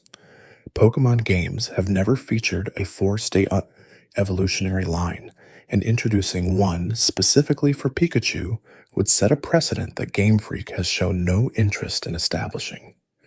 In an October 2018 interview with GameSpot about Let's Go Pikachu and Eevee, director Junichi Masuda addressed the possibility of Gorochu returning when asked directly by an interviewer. His response was definitive. "You're probably not going to see it." Masuda explained that none of the Pokemon they worked on got to a point and then discarded have ever reappeared yet, and he expected that pattern to continue. The reason, he said, was that Game Freak always has a base criteria of being able to explain why a certain Pokemon exists in the world, trying to make it feel believable within the fantasy. Reintroducing a cut Pokemon from decades ago would require justifying its absence for all those years, a narrative challenge that doesn't align with how Game Freak approaches world building. Gorochu exists now only in the imagination of fans, who heard Nishida's description and tried to visualize what might have been. Artists across the internet have created countless interpretations, each attempting to capture the essence of fangs, horns, and the fury of a thunder god compressed into the familiar silhouette of Pikachu's lineage. Some depictions lean into demonic imagery, giving Gorochu sharp, angular features and a menacing stance. Others keep it closer to Raichu's rounder design, adding the horns and fangs as subtle embellishments rather than dramatic transformations. Without official artwork, Gorochu remains a phantom, a creature that lived in sketches and conversations but never made it into pixels. The February 2019 leak from Helix Chamber provided physical evidence of many other cut Pokémon that shared Gorochu's fate. Unlike Gorochu, which was only known through interviews, these Pokémon had back sprites that survived in the game's code, preserved in prototype assets that eventually found their way to a private collector. The sprites were often crude, lacking the polish of final designs, but they offered a window into the creative process behind the original 151. Each back sprite represented hours of work from pixel artists who translated hand-drawn concepts into the limited palette and resolution of the Game Boy, only to have their efforts shelved when the final roster was determined. One of the first cut Pokémon visible in the leaked assets was a pre-evolution of Zubat. The sprite showed a tiny creature, smaller than Zubat itself, with an even more simplified design. Its body was barely visible, suggesting that much of its mass was concentrated in oversized wings or a head dominated by facial features. Zubat has always been one of the most common Pokémon in caves, appearing with such frequency that encountering it became a running joke among players. Having a baby form would have added another layer to this ubiquity, potentially making Zubat feel like part of a more complete ecosystem where young, weak Pokémon gradually matured into the pests that plagued trainers exploring dark routes. The baby Zubat's index number placed it early in development, suggesting it was among the first wave of designs created when Game Freak was still determining how evolution would function in their game. The decision to cut baby Zubat likely came from the same reasoning that removed Gorochu. 3-stage families required more cartridge space and created less variety in the Pokédex. By keeping Zubat as the first stage, Game Freak saved memory while maintaining the core identity of the evolutionary line. Interestingly, Baby Zubat is the only pre-evolution from the Generation 1 leaks that wasn't also found in the Gold and Silver Space World demo from 1997, suggesting it was cut earlier and more definitively than other baby Pokémon that Game Freak continued to consider for inclusion in future games. There's something poignant about baby Pokémon that never hatched, designs that existed only to be erased. Meowth, the cat Pokémon associated with Team Rocket in the anime, also had a pre-evolution discovered in the beta assets. The back sprite showed a smaller, rounder creature, presumably emphasizing the cuteness that would evolve into Meowth's more refined, bipedal form. Meowth's final evolution, Persian, always felt like it could have supported a 3-stage family. Persian is elegant and powerful, a fitting capstone to a line that begins with innocence. A baby Meowth would have reinforced the narrative of growth from helpless kitten to street-smart cat to regal feline. The pre-evolution appeared in both the Generation 1 leak and the Space World demo, indicating that Game Freak seriously considered including it in Generation 2 even after cutting it from the original games. Ultimately, Baby Meowth never made it into any official release, though its inclusion in the Space World demo suggests it remained part of internal discussions for years after Red and Green launched. The design philosophy behind Baby Pokémon was relatively straightforward. Take an existing Pokémon, make it smaller, rounder, and less capable in battle, then position it as a stepping stone in the evolutionary journey. This approach had narrative appeal, reinforcing the theme of growth and partnership that defined the franchise. However, it also created practical problems. Baby Pokemon are often useless in combat, unable to contribute meaningfully until they evolve. Players who encounter them in the wild gain little benefit, and trainers who try to raise them from scratch face a frustrating period where their team member can barely survive battles. Game Freak likely recognized these issues during testing, leading to the decision to prioritize fully functional, first-stage Pokemon over babies that existed primarily for aesthetic reasons. Vulpix, the fire-type fox Pokemon, had a pre-evolution that followed the same pattern.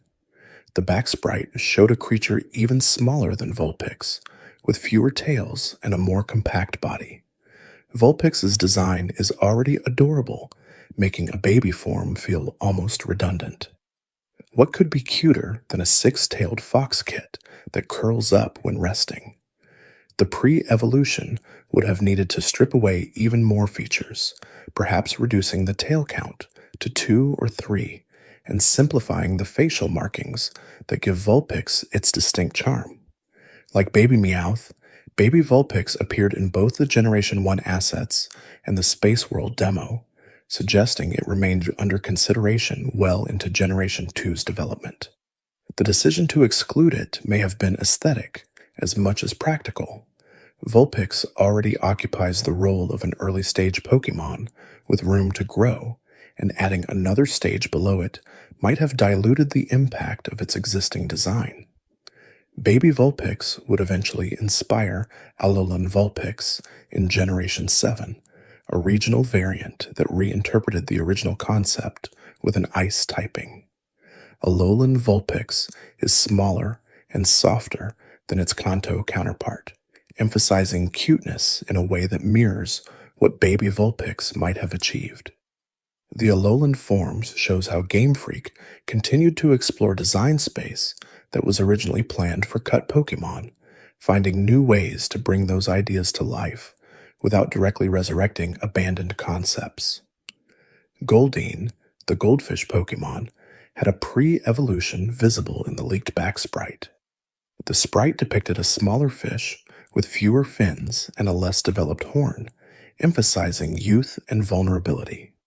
Goldeen has never been a particularly strong or popular Pokémon, often overlooked in favor of more powerful water types. A baby form might have helped flesh out its identity, giving it a more complete narrative arc from tiny fish to graceful swimmer to the more imposing Seeking.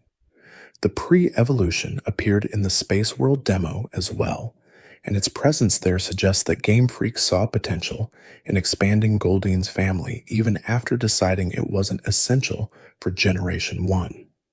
The pattern that emerges from these baby Pokémon is clear.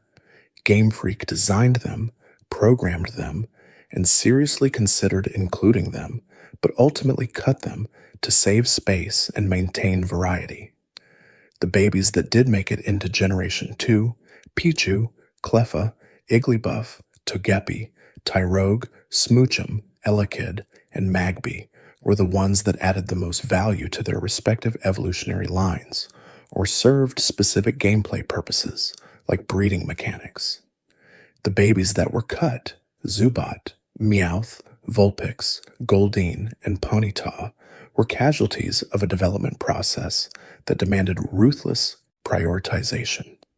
Ponyta, the Fire Horse Pokémon, rounded out the baby designs with a pre-evolution that appeared in both the Generation 1 leak and the Space World demo.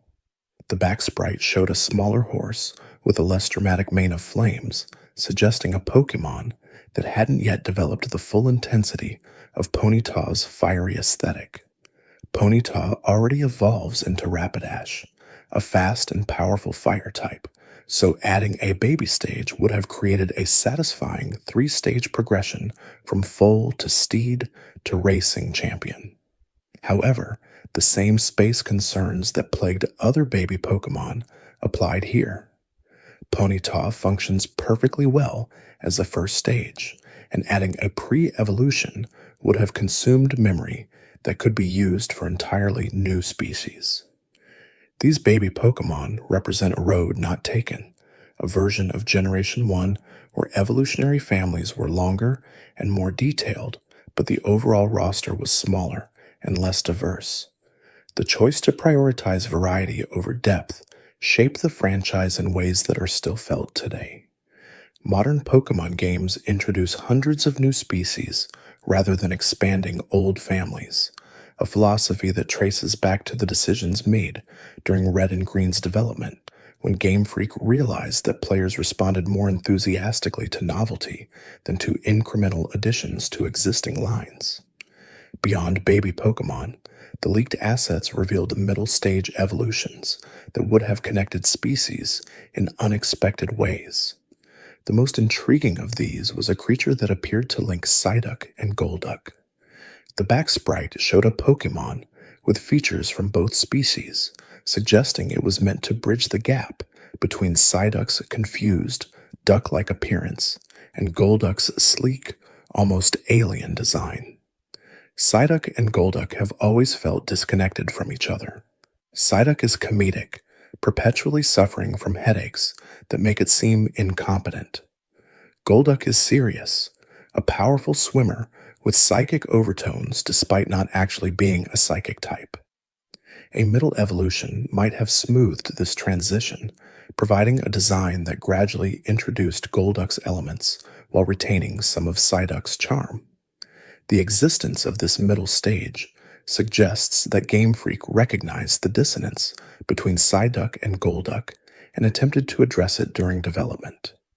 The decision to cut the middle stage and keep the two extremes may have been a mistake, one that left players confused about how a yellow duck with a perpetual headache transforms into a blue platypus with telepathic abilities.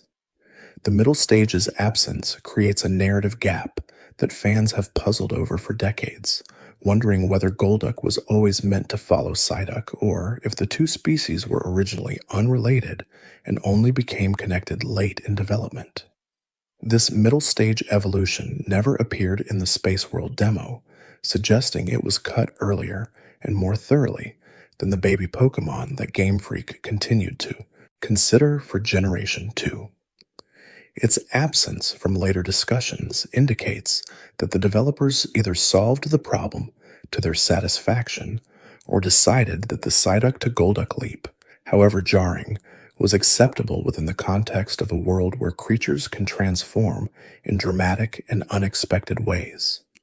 Time folds differently in abandoned code, where creatures wait in suspended animation for a discovery that may never come. Another significant cut Pokemon was a middle stage for Marowak's evolutionary line. The sprite suggested a creature larger than Cubone, but smaller than Marowak, potentially bridging the emotional gap between the orphaned baby Pokemon and the fierce warrior that carries its mother's skull. Cubone's backstory is one of the darkest in the franchise, built around themes of loss and grief. The skull it wears is explicitly stated to be its mother's, and it cries at night from loneliness. Marowak is the evolved form, having overcome its sadness to become stronger and more confident. A middle stage would have provided a transitional phase where Cubone begins to process its grief without fully resolving it, creating a more gradual emotional arc. The existence of this middle stage raises questions about Marowak's design process. Was the line always meant to be 3 stages, only to be reduced for space? Or was the middle stage added later, an attempt to deepen the narrative that was ultimately deemed unnecessary? The sprite's placement in the index suggests it was added relatively late in development, after many other Pokemon had already been finalized. This timing implies that someone on the team felt the Cubone to Marowak evolution needed more support and created an additional stage to smooth the transition. When space became an issue, The middle stage was cut, leaving the emotional leap from grieving child to independent warrior intact, but abrupt. The middle stage for Cubone and Marowak never appeared in the Space World demo, suggesting it was abandoned earlier than baby Pokémon. Game Freak may have decided that the stark contrast between Cubone and Marowak was actually a strength, emphasizing the transformative power of evolution rather than diluting it with intermediate steps. Another middle stage evolution appeared for the Ekans line, suggesting that Arbok was originally meant to be the final form of a three-stage family. The back sprite showed a snake Pokémon larger than Ekans, but with features distinct from Arbok, possibly representing a transitional phase where the cobra motifs that define Arbok begin to emerge. Ekans is a straightforward snake, while Arbok is a hooded cobra with intimidating patterns on its chest. A middle stage could have introduced the hood gradually, showing a Pokémon that's starting to develop Arbok's threatening presence without fully achieving it. The evolutionary line for Ekans and Arbok is one of the simpler ones in Generation 1, with few surprises or complications.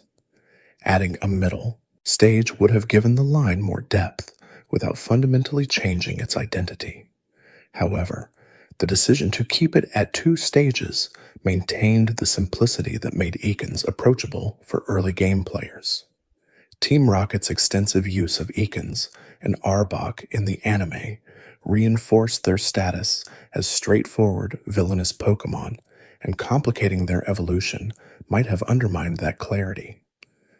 The middle stage for the Ekans line didn't appear in the Space World demo, indicating it was cut relatively early in development.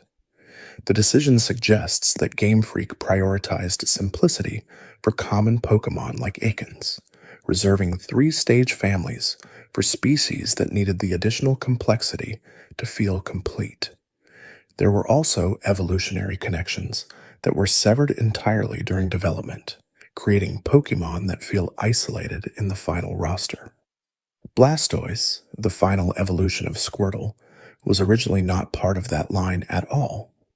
The leaked assets revealed that Blastoise had its own separate family, with a pre-evolution that looked nothing like Squirtle or Wartortle. The back sprite showed a turtle-like creature with cannons already visible, suggesting that Blastoise's weaponized design was present from the beginning, rather than being a sudden transformation from Wartortle's simpler shell and tail. This revelation explains one of the most persistent fan questions about the starter Pokémon. Why does Wartortle have fluffy ears and a tail that disappear completely when it evolves into Blastoise? The answer is that Blastoise wasn't meant to follow Wartortle at all. It was a separate Pokémon with its own evolutionary line, only later grafted onto the Squirtle family when Game Freak needed to finalize the starter trios. The pre-evolution of Blastoise was cut, and Blastoise itself was repurposed, creating a discontinuity that fans have noticed for decades without understanding its cause. Wartortle's original final evolution was a different Pokémon entirely, one that likely retained the fluffy ears and tail that define its appearance. The back sprite of this alternate evolution appeared in the leaked assets, showing a larger turtle with more pronounced features, but maintaining the aesthetic continuity that Blastoise breaks.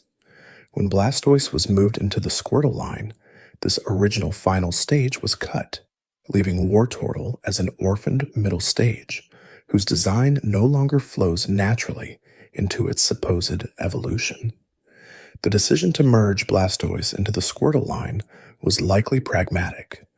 Game Freak needed 3 fully evolved starter Pokémon, and Blastoise was strong, visually impressive, and thematically appropriate for a water type. The cannons on its back made it distinct from Venusaur and Charizard, ensuring that each starter's final form had a unique silhouette. The cost of this decision was narrative coherence, but the trade-off was worth it for a Pokémon that became one of the most iconic designs in the franchise. Blastoise's original pre-evolution would have created a very different aesthetic. Instead of starting with a cute turtle and gradually adding features until it becomes a tank, the line would have introduced the cannon motif early, showing a baby turtle with tiny nozzles that grow into full artillery as it matures. This approach would have made Blastoise feel less like an unexpected transformation and more like the logical endpoint of a design that was always headed toward weaponization. The loss of this narrative consistency is one of the hidden costs of the development process, a trade-off that improved the starter trio at the expense of individual evolutionary coherence. Some losses are invisible until you know what to look for, like the seams in a story that was stitched together from separate pieces. The leaked assets also revealed Pokémon that were never connected to anything in the final game, standalone designs that were created, programmed, and then cut without clear successors or replacements. One of the most striking was a creature known informally as Omega, identified only by its cry data in the game's sound files. Omega had no sprite in the leaked assets, only an audio signature that hinted at its existence. The cry was deep and resonant, suggesting a large or powerful Pokémon, possibly a legendary or pseudo-legendary designed to be rare and impressive. The name Omega, derived from its position in the cry list, implies a finality, the last of something, which could mean it was intended as a capstone to a particular group or category of Pokémon. Without visual data, Omega remains pure speculation. Artists have created interpretations based on the cry alone, imagining everything from a dragon to a mechanical construct, but none of these designs have any basis in official materials. Omega could have been anything, and that ambiguity makes it one of the most fascinating cut Pokémon. It represents the ultimate unknown, a creature that existed in sound but not in form, programmed into the game just enough to leave a trace, but not enough to reveal its purpose. Another Pokémon identified only by name was Ambler, also found in the cry list. The name suggests movement, possibly a Pokémon that walked or wandered, but without further context, any interpretation is guesswork. Ambler's cry was higher pitched than Omega's, indicating a smaller or lighter Pokémon, but the audio alone provides few clues. It's possible that Ambler was a normal type, a creature designed to fill out routes and add variety based to wild encounters. Alternatively, it could have been a ghost type with a name that plays on the idea of wandering spirits. The lack of visual data makes Ambler as much a mystery as Omega, a name attached to a sound attached to nothing else. A third cry belonged to a Pokémon called Wing, presumably a flying type given the name. The cry was sharp and quick, like a bird's call, supporting the theory that Wing was meant to be an avian Pokémon. Generation 1 has a relatively small number of flying types, with most of them being dual-typed birds, like Pidgey, Spearow, and Farfetch'd. Wing might have been intended to add more variety to this group, offering a pure flying type, or a bird with a unique design aesthetic. The absence of a sprite makes it impossible to know what Wing looked like, but the name alone suggests simplicity, a straightforward creature defined by its most obvious characteristic. These cry-only Pokémon represent the earliest stage of design, where an idea exists in concept but hasn't yet been translated into visual form. They may have been placeholder sounds, created to fill out the cry list, while the team decided which Pokémon deserved full development. Alternatively, they could have been last-minute additions that were cut before sprites were finalized, casualties of the time pressure and space limitations that defined Red and Green's final months of development. The existence of these Pokémon raises an important question about how Game Freak approached the creation process. Did they start with visuals and add sound later, or did they sometimes begin with audio, creating a cry that conveyed a certain feeling and then building a Pokémon around it? The cry-only Pokémon suggests the latter approach was at least occasionally used, with sound designers creating audio signatures that inspired the visual team to develop corresponding creatures. When those creatures were cut, the cries remained, embedded in the code like echoes of ideas that never fully materialized. Beyond individual Pokémon, the leaked assets revealed entire families that were cut as units. One of the most complete was a three-stage dragon line, with back sprites showing a progression from small serpentine creature to medium-sized dragon to large, imposing final form. The sprites suggested a water dragon aesthetic, possibly inspired by Chinese water dragons or sea serpents, with long bodies and fins rather than wings. Generation 1 has only one dragon line, Dratini, Dragonair, and Dragonite, and that line has always felt somewhat isolated. Dragonite's design is notably different from its pre-evolutions, a chubby, friendly dragon that doesn't match the elegant serpents that precede it. The cut dragon line might have been intended to provide an alternative, a more cohesive family where the final form followed naturally from the earlier stages. The back sprites for the dragon line showed consistent design elements across all three stages. The first stage had a small, compact body with minimal features, just a head, a body, and a tail. The second stage added more definition, with fins becoming more pronounced and the body lengthening. The third stage was fully developed, a large dragon with elaborate fins and a commanding presence. The progression felt natural, each stage building on the previous one without dramatic shifts in aesthetic. The decision to cut this dragon line likely came from the same place as other three-stage reductions. Dragons were meant to be rare and powerful, and having two complete dragon families might have undermined that exclusivity. By keeping only the Dratini line, Game Freak ensured that dragon types remained special, creatures that players encountered infrequently and trained with care. The cut line was sacrificed to preserve the mystique of dragons in general, a trade-off that shaped how the type was perceived for generations. Interestingly, the cut dragon line's design aesthetic reappeared in later generations. Pokémon like Kingdra, Melodic, and later entries like Dragalge share the water dragon or sea serpent motif that the cut line explored. These Pokémon suggest that Game Freak never fully abandoned the design concepts they created for Generation 1, instead revisiting them when technology and cartridge space allowed for more ambitious rosters. The cut dragon line lives on in spiritual successors, creatures that embody the same ideas in new forms. If you're still awake halfway through, maybe subscribe before you drift off, and tell me what time it is where you're watching from. The assets also revealed two squid Pokémon that may or may not have been related evolutionarily.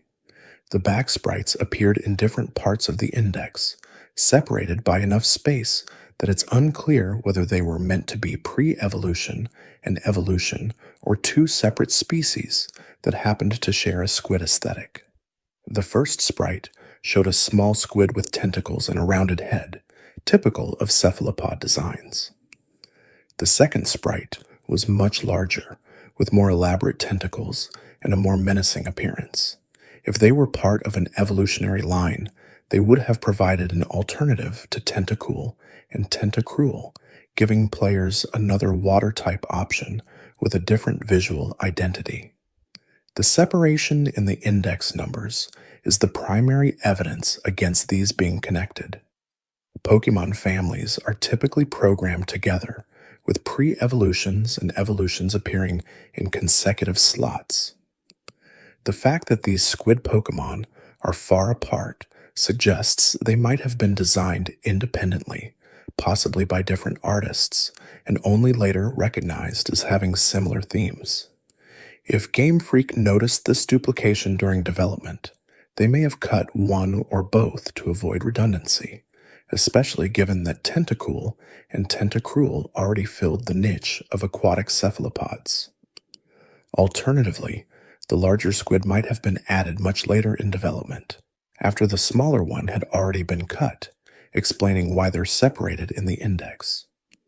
This scenario would make them unrelated to attempts to create a squid Pokemon at different points in the design process, neither of which made it into the final game. Without more information, it's impossible to say definitively, but the sprite's existence proves that Game Freak explored squid designs more thoroughly than the final roster suggests. Another mysterious Pokemon appeared in the leaked assets with a design that resembled a Yeti or an abominable snowman. The sprite showed a large bipedal creature with a bulky body and what appeared to be shaggy fur or hair covering most of its form. This Pokemon, informally called Boo by researchers based on its position in the index, was theorized to be a counterpart to Jinx, possibly representing a male version of the species. Jinx has always been a somewhat controversial Pokemon, with its appearance drawing on yokai and ice spirit mythology, but also creating unfortunate implications that Game Freak later addressed by changing its color from black to purple. Buyu's design suggested a masculine counterpart, a Yeti to Jinx's Ice Queen, creating a gendered pair similar to Nidoran male and female. The theory that Buyu was meant to complete a trio with Electabuzz and Magmar is supported by its position in the index, where it appears between those two species. Electabuzz, Boo, and Magmar would have formed a set of elemental humanoids, each representing a different type: electric, ice, and fire. This symmetry would have been elegant, providing players with three distinct but thematically related Pokémon to encounter and train.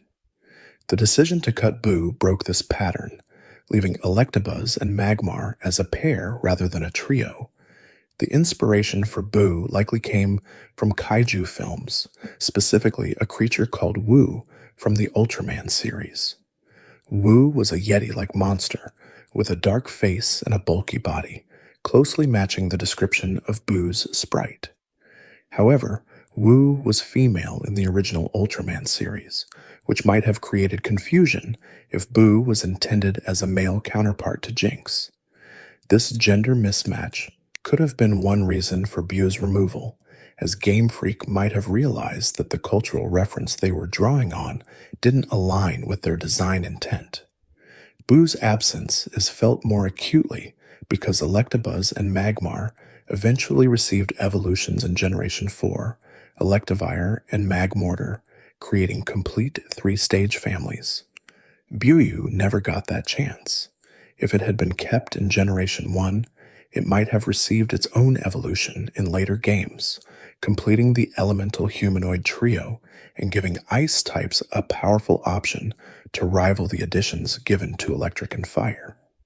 Instead, Buyu remains a what-if, a Pokemon that existed just long enough to be documented, but not long enough to become part of the franchise's ongoing evolution. Some designs are lost not because they failed, but because the puzzle they were meant to complete was taken apart and reassembled differently. The leaked assets included several bird and fish Pokemon that were difficult to identify precisely due to the low resolution of their back sprites. Two creatures appeared that might have been birds or fish, with ambiguous shapes that could represent that either flying types with streamlined bodies or water types with fins that resembled wings.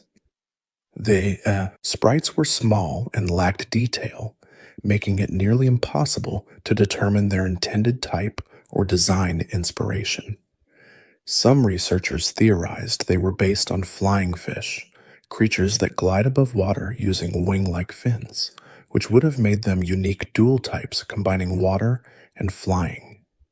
The ambiguity of these sprites highlights a challenge inherent in analyzing cut content. Back sprites are inherently limited, showing only one angle of a creature, and often simplifying details that would be more apparent in front sprites.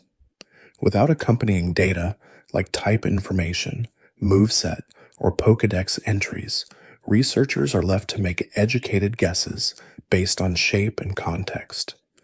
These birdfish, Pokemon could have been anything, and without further leaks or official clarification, they'll remain mysteries. The sprite's existence suggests that Game Freak experimented with more aquatic and avian designs than made it into the final game. Generation 1's water types are heavily skewed towards sea creatures like fish, turtles, and crustaceans, with relatively few designs exploring birds or hybrid concepts. These cut Pokemon might have been attempts to diversify the water type roster, offering creatures that didn't fit neatly into existing categories. Their removal suggests that Game Freak decided to prioritize more easily identifiable designs, keeping the roster focused on creatures specifics that players could immediately understand and categorize. Another significant discovery in the leaked assets was a Pokemon that appeared to be a pre-evolution of Vulpix. Wait, didn't we already discuss baby Vulpix? This is different. There were apparently two separate attempts to create a Vulpix pre-evolution, one that appeared earlier in the index and followed the standard baby Pokemon template, and another that came later and took a different approach. The second pre-evolution had a more distinct design, suggesting it might have been intended as a branching point rather than a simple baby form.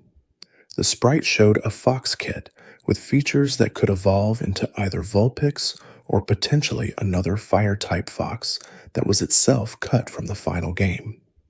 The existence of two separate Vulpix pre-evolutions indicates that Game Freak wasn't satisfied with their first attempt and went back to redesign it. This kind of iteration is common in game development, where initial ideas are refined or replaced as the team gains a better understanding of what works. The fact that both versions were cut suggests that the team ultimately decided Vulpix didn't need a pre-evolution at all, that its existing design was strong enough to stand alone without additional stages adding clutter to its evolutionary line. There were also multiple attempts to create a third stage for the Clefairy line. Clefable is the evolution of Clefairy, but back sprites suggest that Game Freak considered adding another evolution beyond Clefable, creating a three-stage fairy line. The sprite showed a larger, more elaborate version of Clefable, with additional features that emphasized its magical nature. This third stage would have made Clefairy's line one of the more developed in Generation 1, but it was cut, likely for the same reasons as the other three-stage reductions. Clefable was strong enough as a final evolution, and adding another stage would have consumed space without adding proportional value. The decision to keep Clefable as the final stage was reinforced in later generations when Cleffa was added as a pre-evolution in Generation 2. This created a complete three-stage family, Cleffa, Clefairy, Clefable, without needing to go beyond Clefable. The cut third stage was forgotten, its design either lost or repurposed for other Pokemon in later games. Among the most beloved cut Pokemon are Kotora and Raitora, an electric tiger line that appeared in both the Generation 1 leaked assets and the Gold and Silver Space World demo from 1997. Kotora, meaning baby tiger, was a small, adorable electric type with chubby proportions and a friendly face. Raitora, meaning thunder tiger, was its evolution, a larger, more powerful creature that retained the cuteness of Kotora while adding a sense of strength and confidence. The two Pokemon formed a complete evolutionary line, and their designs were so appealing that they became fan favorites despite never appearing in an official game. The Space World demo provided front and back sprites for both Kotoras and Raitora, giving researchers a complete picture of what these Pokemon would have looked like in-game. Kotora was small and round, with stripes suggesting a tiger motif and a cheerful expression. Raitora was larger, with more defined musculature and a fiercer appearance, but it maintained the same basic design elements, ensuring visual continuity between the two stages.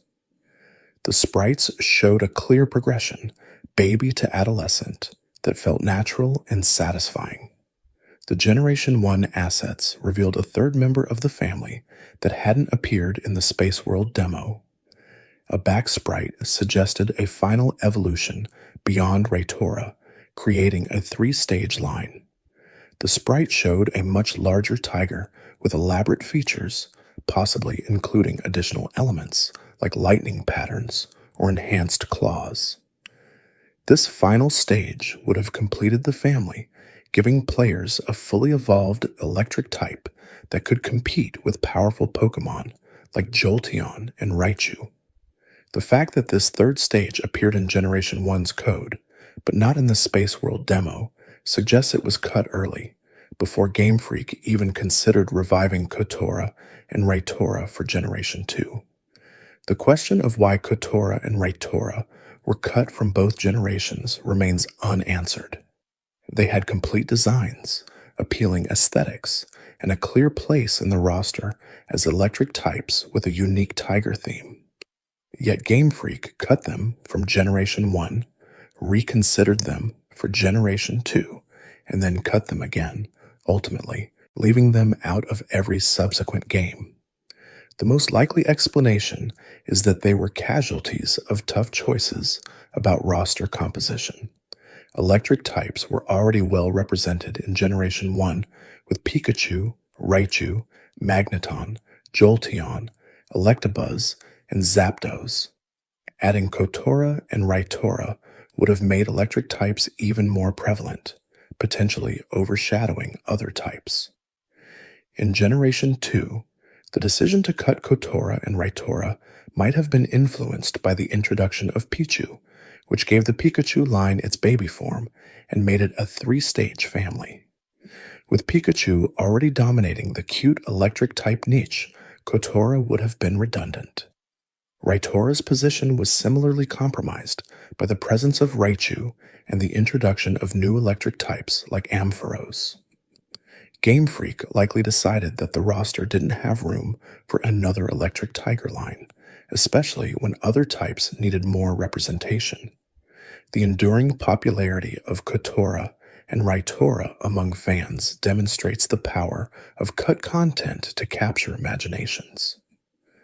Because they never appeared officially, they exist in a state of perfect potential, beloved for what they represent, rather than constrained by stats, movesets, or competitive viability. Fans have created countless pieces of art featuring Kotora and Raytora, imagining how they would fit into teams, what their personalities would be, and how they would interact with other Pokémon. This fan creativity has given the cut tigers a life beyond their original purpose, making them iconic despite being invisible in the games themselves. The final evolution of Kotora and Raytora that appeared only in Generation 1 remains the most mysterious member of the family. With only a back sprite and an index number, researchers have no name for this Pokémon and no front sprite to clarify its design. Artists have created speculative reconstructions, imagining a massive electric tiger with features that blend Raytora's friendly appearance with the intimidating presence expected of a fully evolved Pokémon. Some interpretations give it saber-toothed tiger elements, with elongated fangs and a more primal aesthetic. Others keep it closer to modern tiger designs, emphasizing sleekness and agility over raw power. Without official confirmation, the final Kotora evolution exists in the same liminal space as Gorochu, a creature described by data but never fully realized. The fact that it was cut before even making it into the Space World demo suggests that Game Freak abandoned it early, possibly deciding that 2 stages were sufficient for the Kotora line. This decision mirrors the treatment of many other families that were trimmed from 3 stages to 2, reinforcing the pattern that defined Generation 1's final roster. The cut content from Generation 1 also included Pokémon that were placeholders or test creatures, rather than serious designs meant for inclusion. The most famous example is the Lavender Town Ghost, a glitchy sprite that appears in the Pokémon Tower during a specific encounter. In the final game, The ghost is an unidentifiable shape that can't be battled until the player obtains the Sylph Scope, which reveals it to be a Marowak. However, the leaked assets showed that the ghost had its own index number and sprite data, suggesting it might have been considered as a separate Pokémon at some point during development. The ghost's design was intentionally vague, a mass of pixels that suggested something supernatural without resolving into a clear form. This ambiguity served the story well, creating tension and mystery in one of the game's most atmospheric locations. But having the ghost exist as a separate Pokémon would have complicated the narrative. The ghost is explicitly identified as a Marowak in the final game, the spirit of a mother protecting her child from Team Rocket. Making it a distinct species would have undermined that specific, tragic backstory, turning a unique encounter into just another Pokémon battle. The decision to keep the ghost as a temporary state of Marowak rather than its own Pokémon shows Game Freak's commitment to storytelling over mechanics. They could have created a ghost-type Pokémon to occupy that role, but doing so would have diluted the emotional impact of the Lavender Town sequence. By making the ghost explicitly a Marowak, they reinforced the connection between Kubone's backstory and the events at Pokémon Tower, creating one of the most memorable moments in the game. Other placeholder Pokémon in the leaked assets included fossilized versions of Kabutops and Aerodactyl. These sprites showed the fossil Pokémon in a state of suspended animation, partially formed or covered in rock, suggesting they were meant to represent the creatures before they were revived at the Cinnabar Island laboratory.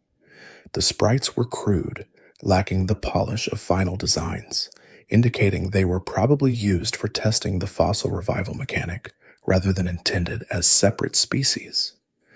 The fossilized sprites raise interesting questions about how Game Freak initially envisioned the fossil system. Were fossils meant to be separate items that contained dormant Pokémon, or were they supposed to be Pokémon themselves that needed to be awakened?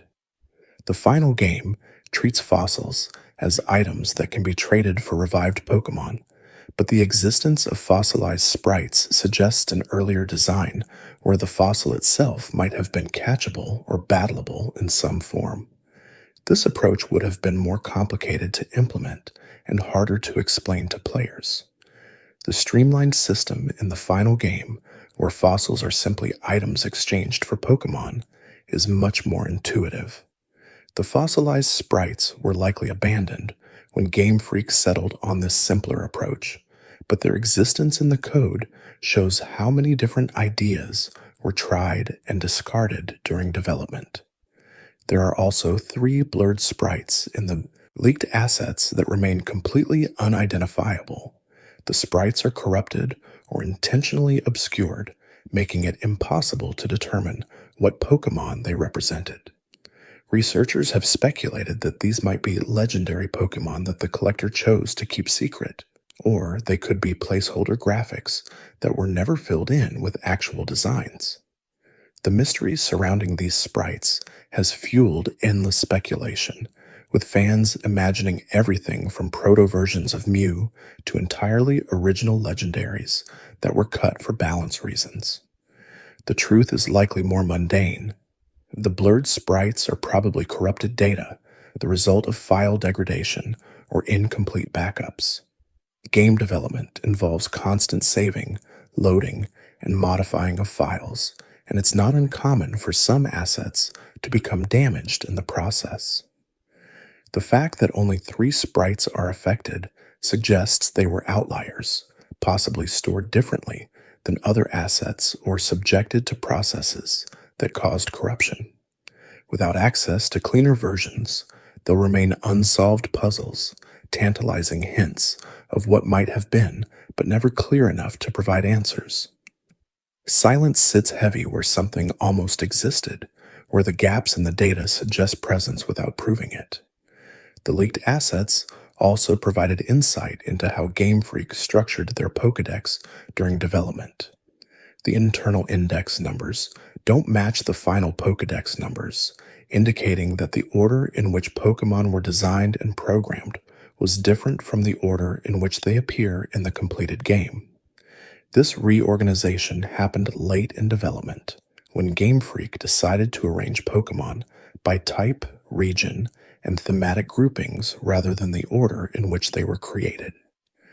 The original index starts with Raiden, which Ken Sugimori confirmed was the first Pokémon ever designed. From there, it proceeds through various families and types in an order that reflects the design team's workflow rather than any logical progression for players. Early entries include Pokémon like Kangaskhan and Nidoran, creatures that were finalized early in development and served as templates for others. Later entries include refinements and additions, Pokémon that filled gaps in the roster or addressed specific gameplay needs. The final Pokédex rearranges these Pokémon into a more coherent order, starting with the starter, Pokémon and their evolutions, then proceeding through common early game encounters before introducing rarer and more powerful species. This reorganization makes sense from a player experience perspective, guiding new players through increasingly complex and challenging Pokémon as they progress through the game. However, it obscures the creative process behind the scenes, hiding the fact that beloved and early game Pokémon like Pidgey and Rattata were actually designed relatively late, compared to creatures like Raiden and Kangaskhan. The index also reveals which Pokémon were cut and when. The gaps in the numbering show where designs were removed, with some gaps representing single Pokémon and others representing entire evolutionary families. The pattern of cuts suggests that Game Freak went through multiple pruning phases, first removing placeholder and test creatures, then cutting baby Pokémon and middle stage evolutions, and finally making hard choices about standalone species that didn't fit the final roster's balance. One of the most striking revelations from the index is that Mew, despite being numbered 151 in the final Pokédex, was actually added last during development. Mew's internal index number is much higher than 151, placing it after Pokémon that appear earlier in the Pokédex. This confirms the famous story of Shigeki Morimoto secretly adding Mew into the game using leftover space after debug features were removed. Mew wasn't part of the original 190 Pokémon. It was a bonus, a prank that became one of the franchise's most important elements. The discovery of Mew by players was accidental, the result of glitches and rumors rather than official announcements. This organic spread of information created massive hype, with players sharing strategies for catching Mew and debating whether it was real or just an urban legend. The mystery surrounding Mew helped fuel Pokémon's explosion in popularity, turning it from a successful game into a cultural phenomenon. The fact that Mew's existence was never planned as part of the marketing strategy makes its impact even more remarkable. It was the development team's inside joke that became a defining feature of the franchise. The leaked assets don't include Mew, which makes sense given that Mew was added after the assets were compiled. However, the absence of Mew from the early index reinforces the idea that the 151 Pokémon in the final game were never meant to be the complete set. Game Freak always envisioned a larger roster, with room for secrets, events, and future expansions. The decision to cut from 190 to 150 was pragmatic, but it left space for Mew to sneak in and become legendary. Another interesting aspect of the leaked assets is the presence of duplicate slots for some Pokémon. Certain species have multiple index numbers, suggesting they were redesigned or moved during development. For example, Gengar appears in two different slots, one early and one late, indicating that its design or stats were significantly changed at some point.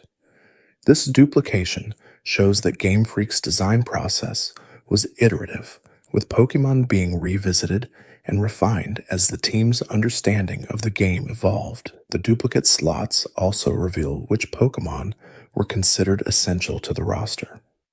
Pokémon that appear only once in the index were likely finalized early and left untouched. Pokémon that appear multiple times were subject to more scrutiny, either because their designs weren't working or because their role in the game needed adjustment.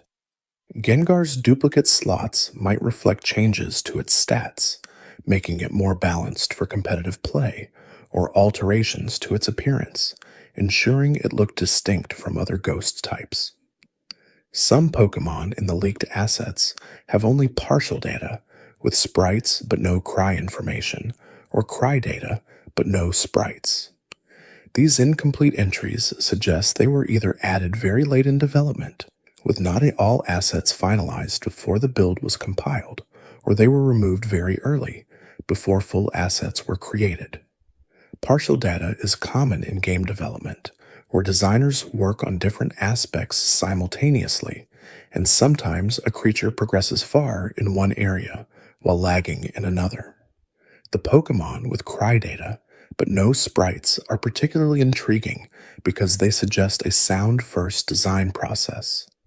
The audio team created cries that conveyed specific feelings or aesthetics, and the art team was supposed to create corresponding visuals. When those Pokémon were cut, the cries remained in the files, orphaned sounds waiting for creatures that would never be drawn. These cries are the most ghostly elements of the leaked assets, voices without bodies, calling out from code that no longer has a place for them. The leaked assets have also prompted discussions about which cut Pokémon might have inspired later designs. Many Generation 2 Pokémon bear resemblances to creatures from the Generation 1 leaks, suggesting that Game Freak revisited old ideas when creating the Johto region. For example, Sneasel, the Dark and Ice type introduced in Generation 2, shares design elements with some of the cut Ice type concepts from Generation 1. The connection isn't direct. Sneasel is clearly its own creature, but the influence is apparent in the claw motifs and color schemes. Similarly, Houndour and Houndoom, the Dark and Fire type dogs from Generation 2, might have been inspired by cut Fire type designs from Generation 1. The leaked assets include several canine-like sprites that were never fully developed, and their features, pointed ears, sleek bodies, aggressive postures, reappear in the Houndour line. This kind of recycling is common in creative fields, where ideas that don't work for one project are set aside and reconsidered when circumstances change. The baby Pokémon that were cut from Generation 1 but appeared in the Space World demo demonstrate this recycling most clearly. Meowth's pre-evolution, Vulpix's pre-evolution, Goldine's pre-evolution, and Ponyta's pre-evolution all showed up in the Generation 2 prototype, suggesting that Game Freak seriously considered adding them even after cutting them from the first game. Ultimately, most of these babies were cut from Generation 2 as well, but their persistent presence in prototypes shows that the design team saw value in them and tried multiple times to make them work. The only baby Pokémon from Generation 1's cut content that eventually made it into an official game in altered form was Pichu, the pre-evolution of Pikachu. Pichu doesn't appear in any of the Generation 1 leaked assets, suggesting it was created specifically for Generation 2 rather than being a revision of a cut Gen 1 design. However, the concept of baby electric rodents was clearly something Game Freak wanted to explore, and Pichu succeeded where other baby attempts failed, possibly because Pikachu's popularity justified giving it a pre-evolution, regardless of gameplay concerns. The process of cutting Pokémon from Generation 1 wasn't just about removing designs. It was about shaping an identity for the franchise. Every cut Pokémon represented a decision about what Pokémon should be, how many species felt right, which types needed more representation, and which evolutionary patterns made sense. The final roster of 151 was the result of countless small choices, each one balancing creativity with practicality, ambition with technical limitation. Some of those choices were clearly correct. Cutting baby Pokemon maintained the roster's diversity and kept the focus on Pokemon that could contribute meaningfully to a player's team. Reducing three-stage families saved space and ensured that evolution felt special rather than rote. Removing duplicate designs prevented the Pokédex from feeling cluttered with variations on the same theme. Other choices are more debatable. Cutting Gorochu deprived players of a potentially iconic Pokémon that could have become as beloved as Charizard or Dragonite. Cutting Kotora and Raitora removed a charming electric type line that would have added variety to a type dominated by Pikachu's branding. Cutting the middle stage between Psyduck and Golduck left a jarring evolutionary leap that players still question decades later. The beauty of cut content is that it exists in a space beyond judgment. These Pokemon were never released, so they can't disappoint. They can't be weak in battle, poorly balanced, or underwhelming compared to fan expectations. They remain pure potential, forever young in the imagination of players who discovered them through leaks and interviews. This lack of real-world testing makes them perfect in a way that official Pokemon can never be, because perfection is the absence of flaws, and cut Pokemon have no opportunity to reveal their flaws. The leaked assets have also inspired a thriving fan community dedicated to preserving and celebrating cut content.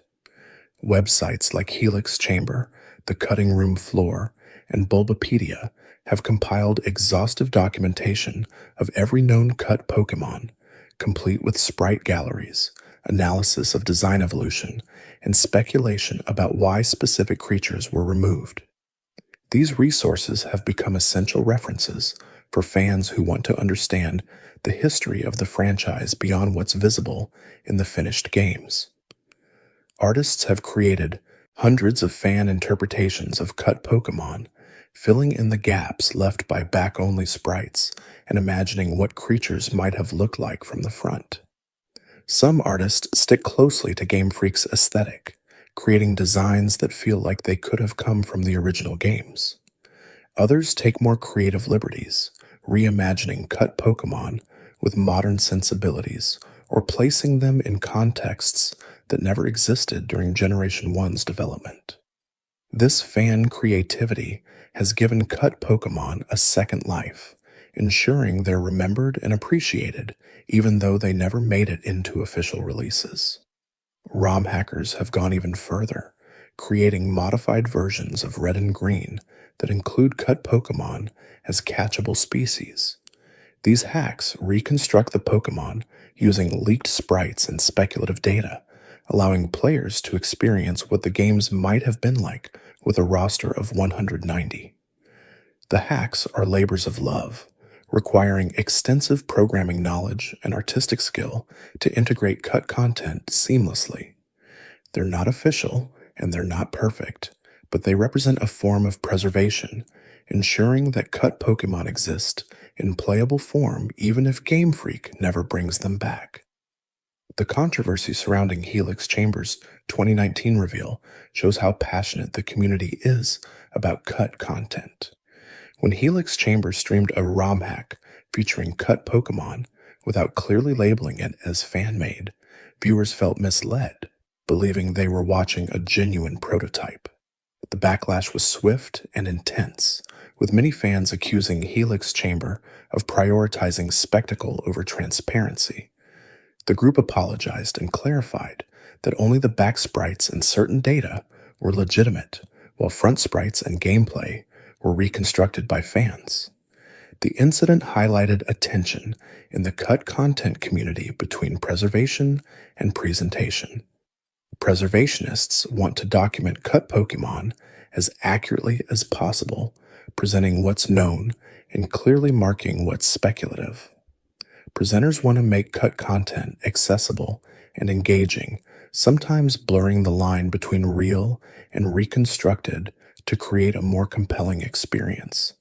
Both approaches have value, but mixing them without transparency creates problems, as the Helix Chamber controversy demonstrated. Despite the controversy, the information revealed in the 2019 leak was invaluable. It confirmed the existence of Pokémon that had only been rumored, provided visual references for creatures that were previously just index numbers, and offered insight into Game Freak's creative process during Generation 1's development. The leak also reignited interest in Pokemon's history, inspiring articles, videos, and discussions that introduced a new generation of fans to the concept of cut content and its significance. The patterns visible in the cut content reveal a lot about Game Freak's priorities during development. They valued type diversity, ensuring that each type had multiple representatives, even if it meant cutting Pokémon from overrepresented types. They valued visual distinctiveness, removing creatures whose designs were too similar to existing Pokémon. They valued mechanical simplicity, cutting elaborate evolutionary chains that would have confused players or required extensive explanation. And they valued cartridge space above all, making ruthless cuts to ensure the game fit on the limited hardware available. These priorities shaped not just Generation 1, but the entire franchise. The emphasis on type diversity led to later generations introducing new types like Dark and Steel in Generation 2 and Fairy in Generation 6 to create more design space. The focus on visual distinctiveness encouraged increasingly creative designs, with each generation pushing further into abstract and conceptual territory. The preference for mechanical simplicity gradually gave way to more complex systems, like split evolutions, regional forms, and mega evolution, as hardware improved and players became more sophisticated. But in Generation 1, those priorities were absolute. The Game Boy's limitations weren't just technical constraints, they were creative parameters that forced Game Freak to make choices they might not have made otherwise. Every byte of cartridge space was precious. Every sprite had to justify its existence. Every Pokémon needed to serve a clear purpose. This environment produced a tight, focused roster where almost every entry felt essential. The 151 Pokémon that made it into the final game were the survivors, the designs that proved themselves worthy through popularity, utility, or sheer appeal. The 39 that were cut were casualties of circumstance, good designs that didn't fit, interesting ideas that came too late, or experiments that didn't pan out. Their absence shaped the franchise as much as the presence of the Pokémon that remained. Without baby Pokémon cluttering the early roster, players encountered fully capable creatures from the start, learning battle mechanics with Pokémon that could actually fight, rather than struggling through early gyms with helpless babies. Without excessive three-stage families, evolution felt special, a transformation that happened once or maybe twice rather than a constant process that defined every creature's arc. The cut content from Generation 1 is a reminder that every creative work is defined as much by what's left out as what's included. The finished product represents choices, compromises, and countless small decisions about what belongs and what doesn't. Understanding those decisions requires looking beyond the surface, examining the prototypes, leaks, and interviews that reveal the process behind the product. The cut Pokémon of Generation 1 are ghosts in that process, visible only to those who know where to look, but essential to understanding how the franchise came to be. Looking at the leaked assets decades after Red and Green's release creates a strange temporal dissonance. These Pokémon existed in 1995 and 96 during the final years of Game Freak's lengthy development cycle. They were real, programmed into code, visible on developers' screens, discussed in meetings, but they never became real to players, never existed in the world outside Game Freak's offices. When the game launched in 1996, these designs were already forgotten, overwritten by the final roster, and buried in backup files that no one thought would ever see public release. Their rediscovery, 23 years later, in 2019, gave them a second chance at existence, not as playable Pokémon, but as historical artifacts, proof of roads not taken and possibilities not pursued. The leaked assets don't change what Generation 1 is, but they change how we understand it, adding depth and context to a game that seemed complete and unchanging. Every player who caught all 151 Pokémon and thought they'd seen everything now knows there were 39 more waiting in the code, invisible but present, shaping the game through their absence. The 2019 leak was significant, not just for what it revealed about Generation 1, but for what it suggested about game development in general. Every game has cut content, ideas that didn't make it, features that were planned but never implemented, stories that were written but never told. Most of that content remains hidden, lost to time when old builds are deleted and developers move on to new projects. The fact that assets from Red and Green survived for more than 2 decades and eventually reached the public is remarkable, a fortunate accident that provided a window into a process that's usually completely opaque. Other Pokémon games have had similar leaks in recent years, with prototypes and beta builds revealing cut content from Gold and Silver, Ruby and Sapphire, Diamond and Pearl, and later generations. Each leak adds to the collective understanding of how Pokémon games are made, showing patterns in how Game Freak approaches design, what kinds of ideas they try and discard, and how their priorities have shifted over time. The Generation 1 assets are the foundation, the earliest look at the franchise's creative process, and they establish themes that recur throughout the series' history. One of those themes is the willingness to cut content aggressively. Game Freak doesn't seem sentimental about designs that don't work. If a Pokémon isn't contributing to the overall roster, it's removed, regardless of how much work went into it. This ruthlessness is probably necessary for creating the tight, polished experiences that define mainline Pokémon games, but it also means that enormous amounts of creative effort go unseen. For every Pokémon that makes it into a game, there might be 1 or 2 that were fully designed but cut, and dozens more that were sketched but never developed beyond rough concepts. Another theme is iteration. Cut content shows that Game Freak rarely settles on a final design immediately. They create multiple versions, test different approaches, and gradually refine ideas until they meet internal standards. The duplicate slots in the Generation 1 index, the multiple attempts at baby Pokémon, the existence of both early and late dragon lines, all point to a design process that embraces experimentation and revision. This iterative approach probably contributes to the high quality of final designs, ensuring that only the best ideas make it through, but it also means that many good ideas are discarded simply because something better came along. A third theme is the influence of technical constraints. The Game Boy's limitations forced Game Freak to make hard choices, and those choices created the distinctive feel of Generation 1. Later generations had more space and better hardware, allowing for larger rosters and more ambitious designs, but they also lost some of the focus that technical constraints imposed.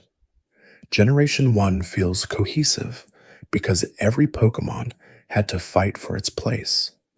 Later games could afford to be more generous, including Pokémon that might not have made the cut if space was as limited as it was in Red and Green. The cut Pokémon of Generation 1 represent potential, the roads not traveled, and the creatures that might have been. They exist in a liminal space, neither fully real nor entirely imaginary, documented in code but never released to players. Their discovery through leaks gives them a strange half-life where they're known but not experienced, visible but not playable. This liminality is part of their appeal. They're mysteries that can be examined but never fully solved because the only people who could provide complete answers, the developers who created them, have moved on to other projects and may not even remember the specific details of designs cut decades ago. Some developers have shared memories of cut Pokémon in interviews, offering glimpses into the decision-making process. Ken Sugimori's discussion of Gorochu, Atsuko Nishida's revelations about Pikachu's original evolution line, and Shigeki Morimoto's confirmation of 190 Pokémon all provided context that enriched an understanding of the leaked assets.